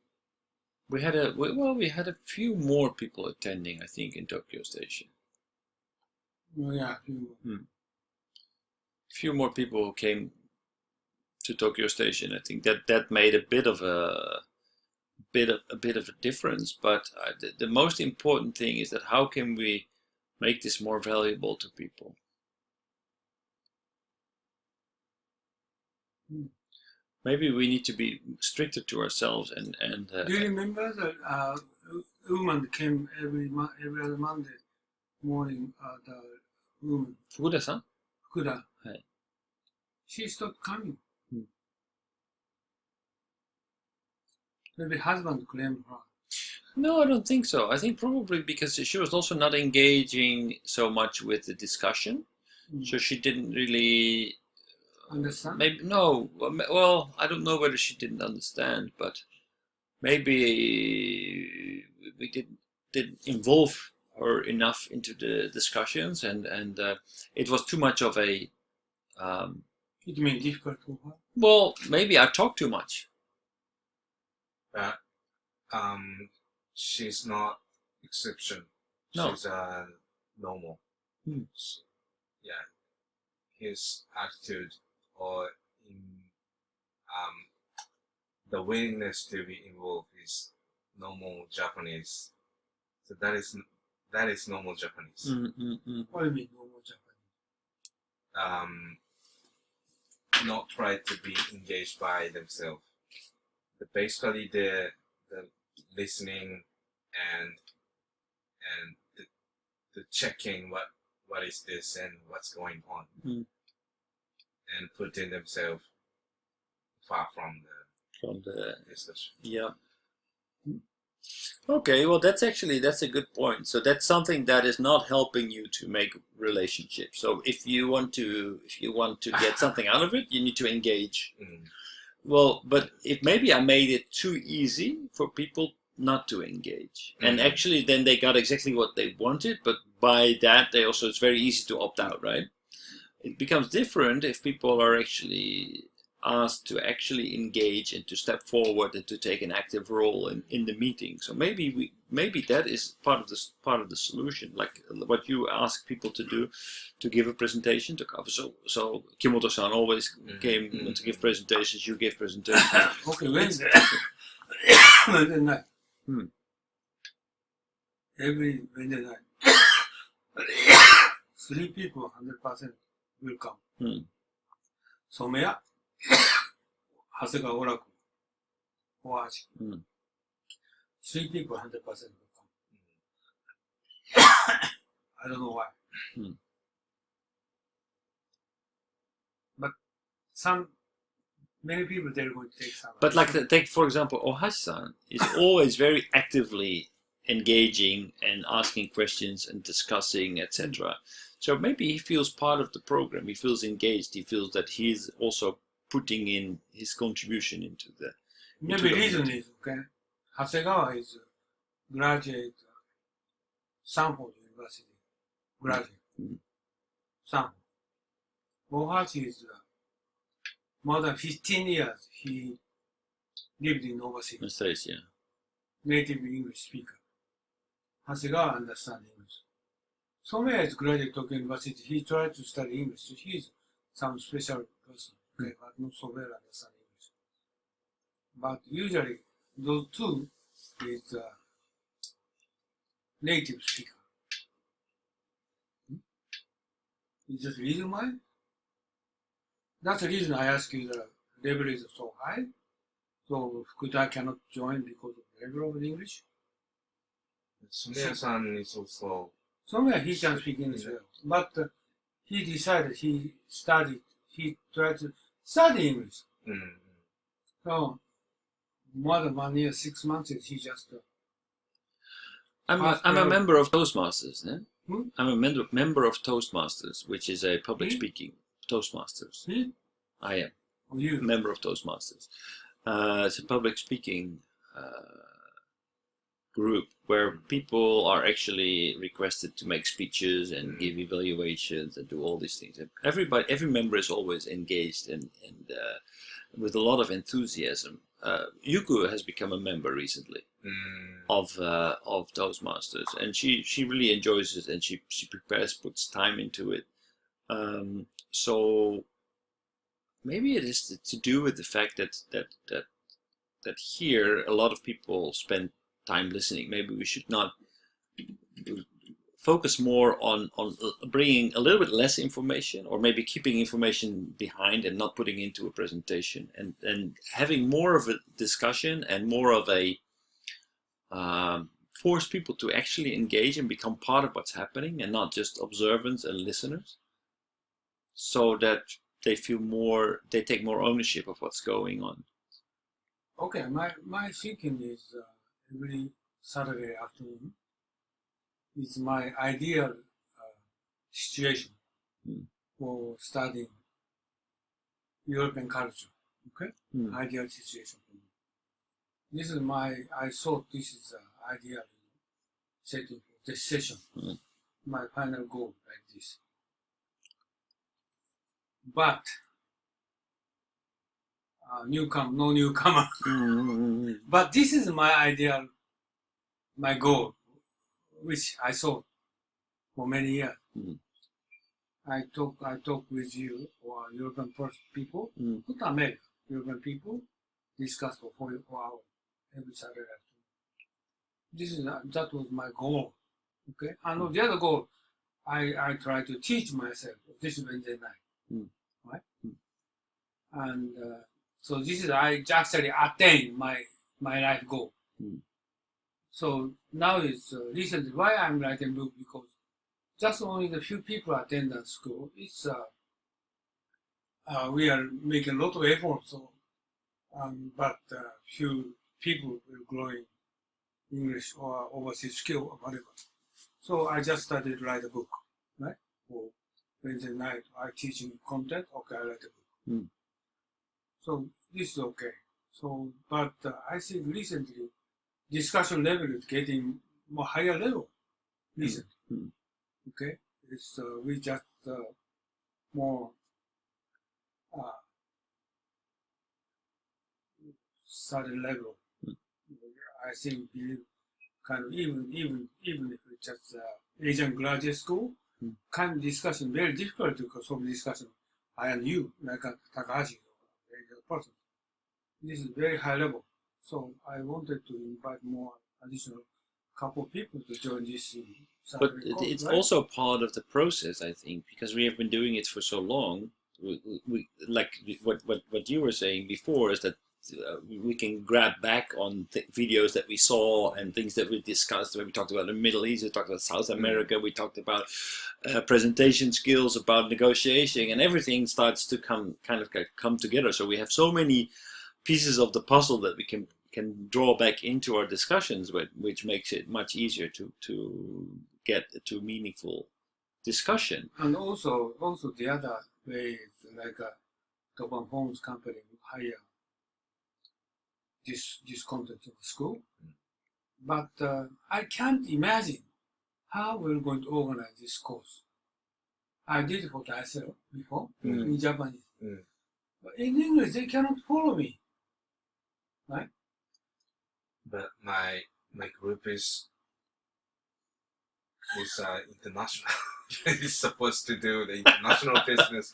No, I don't Oh, know. but this is also a mirror. Like if you cannot even keep up with the discussion in this school, then it's really time to get seriously worried about your ability to do business overseas. Yes. That's absolutely so. But basically, it should not be a question of I don't want to do this. No, you have to do this. And if you cannot keep up here, what is the future for you of actually being capable of doing business for Toppan overseas? Yeah, It's ridiculous. I told the same issue to NEC, but they are reluctant. They don't want to look in the mirror, perhaps. The reason why? Nobody. Yeah, this time I was so scared to listen some other person making a phone call to Indonesia and Thailand, my partner in Thailand. They're speaking English, but sometimes speaking Japanese, but he was not aware that he speaks Japanese in the English conversation. And this is terrible. Like my son. So, I tell you, your pronunciation is exactly Japanese, you know? Hmm. Nobody understands. Yeah, it's actually painful for me to listen to the conversation. Mm. Especially, I'm expecting the person is working in international business division, and he used to live in Middle East, and his wife is foreign. Really? Foreigners. Yeah, but his English is terrible. But he's still better than the others. Mm. And also, I have a couple of English American. He's just doing consulting like similar to us. And she told me, Craig, I don't have any problem if their vocabulary is, TOEIC level is 300. No problem. It means his objective is how to get money. Mm. And this is America here, and some Japanese, and just many people come, 20 people come, and they can't speak English well. Never mind. Their English is getting better. Never mind. Just he going to make a presentation and just make a question and answers, and no improvement. Just company pay money, and the Japanese company respect American people, right? Not Japanese, American people. Okay, pay money. Yeah. And his boss, fortunately, he can speak English well. He doesn't understand that this consultant level, right? And he just give several pages, just consulting, just manual, something like that. He tried to use for 3 or 4 times, and they paid 3-4 times for the yeah, same thing. it's a lot of money for them. But this is the kind of Japanese company that they're going to do. This is to perform the same. And even his boss is thinking about, how to going to do that. He has no idea. By the way, the Takahashi speaking out, Unno School, what are they talking about that? He just, he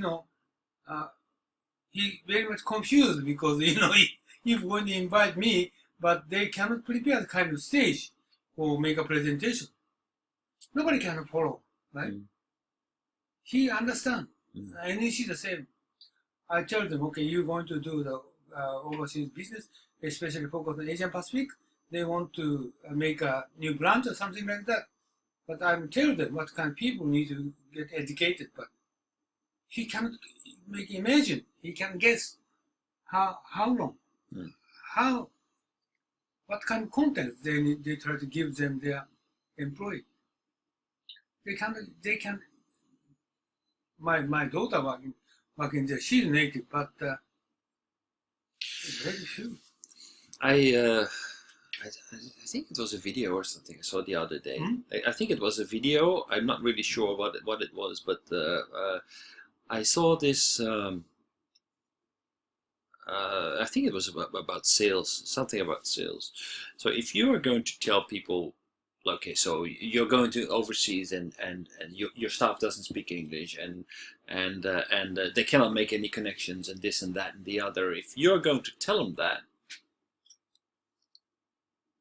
they're going to refuse because basically every action creates a reaction, right? So if you're going to push a solution to the problem that you think they have, they're not going to listen to you. So maybe the HR people also will say, oh no, that's not our problem. I don't know what to do, but that's not our problem. But if instead you can make a meeting, it's okay. So what do you need? What is your problem? What can you tell me? So what do you people know? They don't speak English. Okay, so why is that a problem? So why is that really a problem? Is it is that the biggest problem, or what else? Okay, the answer is President asked the HR board member, we are company going to be more globalized. So you need to prepare that kind of education training program, right? And this HR general manager or director is he cannot speak English well. What he's going to do is he asks some consulting company or consultant to prepare the schedule for the kind of training or a human resource consulting company ask them to prepare the training program. Mm. This is, I think, actually, like what you said, negotiation skill course or communication skill course or critical thinking, exactly that's what you said. Yeah. But even if they're going to take that course, they can be good to negotiate or communicate skill. Do they have? No. It's also they force them to go into the English school, and they need to get the target of general manager to get to 800 score TOEIC. They're going to attain the 800 course, but they can speak English. That's it. Exactly. So this is actual current company program. They set up goal and target and due date and sort of things. They, at certain levels attain the number of people, and they're satisfied. But this is not the case for doing business in Asia Pacific. No. But they don't know what kind of more gaps among those English training course and attaining the doing business. Okay, they do not know. Even president don't know. Board member don't know. HR director don't know. So this is what I'm very heavy concerned. We try to attain this one, this camp, right? This is my concern. But nobody understands this kind of requirement, right? And also people coming here, and that's the person is coming here this year, but they will not coming up here again. I don't know why. Or maybe I thought the goal is too high. Like I attained this goal already, right? So, but this is my hurdle. But maybe the objectives and the goal of this school are not clear enough to people. Like global negotiator, like negotiation, global negotiation. What does that really mean? What am I really learning here? Foreign way of thinking, like an outsider way of thinking, my position in the world, how I'm being perceived, negotiation, discussion, debate. What am I really learning here? What can I get here? It's much more valuable than learning English.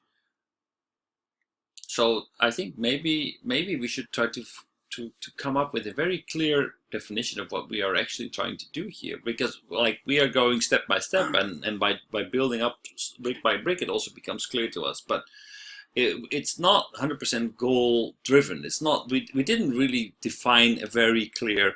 Okay, I think that this is where we are maybe falling short a little bit. What are my goals? This is okay. Just Japanese people are very familiar with to study knowledge and information, but they are not so much familiar with how to get wisdom. So what we are studying is wisdom. Okay, we can show the complete image or concrete result, but just I told you this area, no narrative, no description, right? But you don't need to study, okay? I like that a lot. Wisdom, I think, is very good. You don't need to study, okay? You need to pay money for kind of those areas. But at this level is the company's final goal, globalization. And we attained already. But why do I need more? Right? And you are assigned to the Vietnam or Thailand, Singapore, wherever. Okay, this is company is obligation or responsibility we're going to attain for you. And the remaining area you're going to make an effort. But this gap is too big.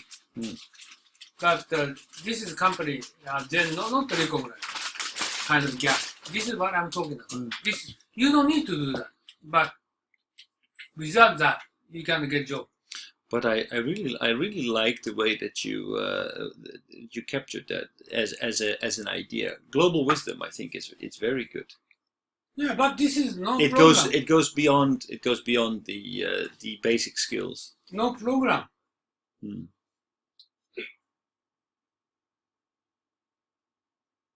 Takashi understands something, vague. not clearly, but something additional need to be required. But we don't know how.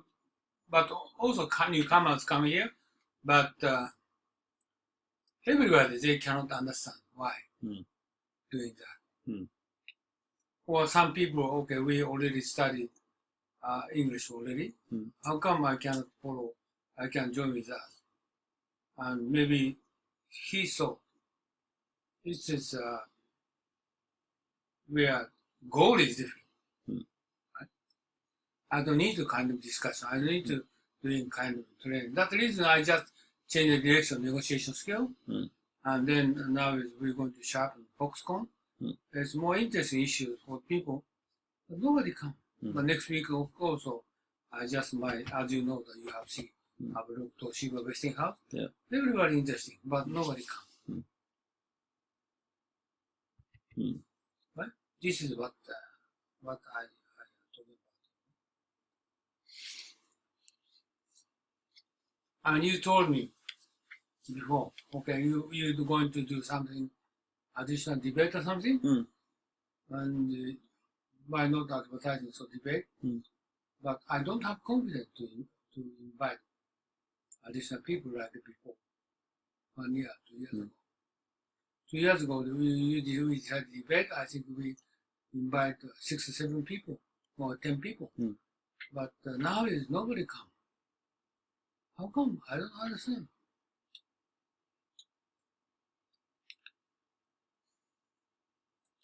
Yeah, well, I mean, very basic, very basic. But I mean, this may be a chicken and egg. I think we kind of failed to take it off the ground when we were in Tamachi. But at that time, still more people came, right?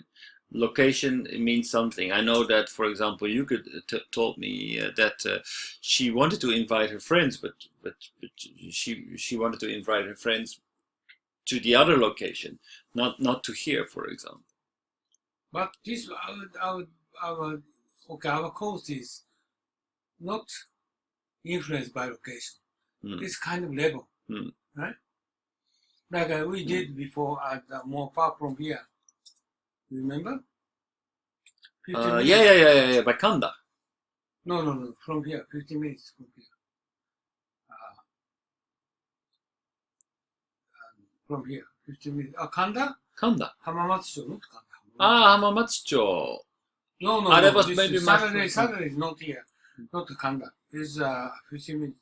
Kaigan Dori. Cross the It's a riverside, not seaside. Yeah, that one, that location. I mean, more far from here. But more people came then. This is my school is okay. Is we don't need to be convenient location. I did at Tokyo Station. I recognize, not location. It's content, but I tell you, we can find that kind of school in Tokyo, anywhere else. And do you know that what is the special, kind of English session? 200, more than 200 people gather.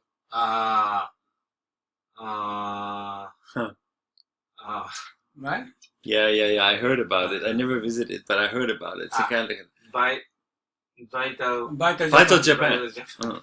Always they invite 200, 250 people. It's boring. And native speakers get together in Tokyo. And but their location is the same as us. But, No, yeah. Okay, so but this is a kind of like a small, like an office setting. I think the other one was more of a classroom. It's a little bit more of an exposure. If you're going to that 10 people, 15 people, That I can find that many places around here or closer to stations. So, but yeah, I think this is something we need to be able to clearly communicate to people who are going to attend here, that they really understand what they're going to get. Because I think that maybe after 2-3 sessions, people think, yeah, okay, so Toshiba, Sharp, negotiation, all right, sure, but I mean, so what? I mean, basically, it's what is this going to bring me as a whole? Why should I spend like so many Saturday afternoons coming here? What am I going to get out of that? Okay, let me try the first action. I'm going to change Unno's newsletter's layout and Saturday issue in front. Okay? And Toshiba Westinghouse, we're going to do that. Why don't you come to join with that? It's very cheap. It's very cheap, so that's one thing. And really, I think that we should try to say, okay, what are we doing? Currently, my book introduction and my daily English study, and then Saturday is down part way down the bottom. So we're going to bring up. So I really like what you said about global wisdom. Our Saturday program is focused on global wisdom. That what is global wisdom? Global wisdom is more than improving your English language skills. You like it? It's more. Yeah, I love it. I think it's good. It's more about English language skills. It's more about presentation skills. It's about basically becoming successful in building international trust. So that means that you become aware of what's going on around you in the world. That you become aware of how people think and how they respond and what is on their minds and how you can engage with those people. I think that's that training. I like that. Global wisdom is good. Yeah. I think global wisdom is definitely okay. And I think it fits into lots of. I think, I really believe that global wisdom building trust overseas. So how can you build trust overseas?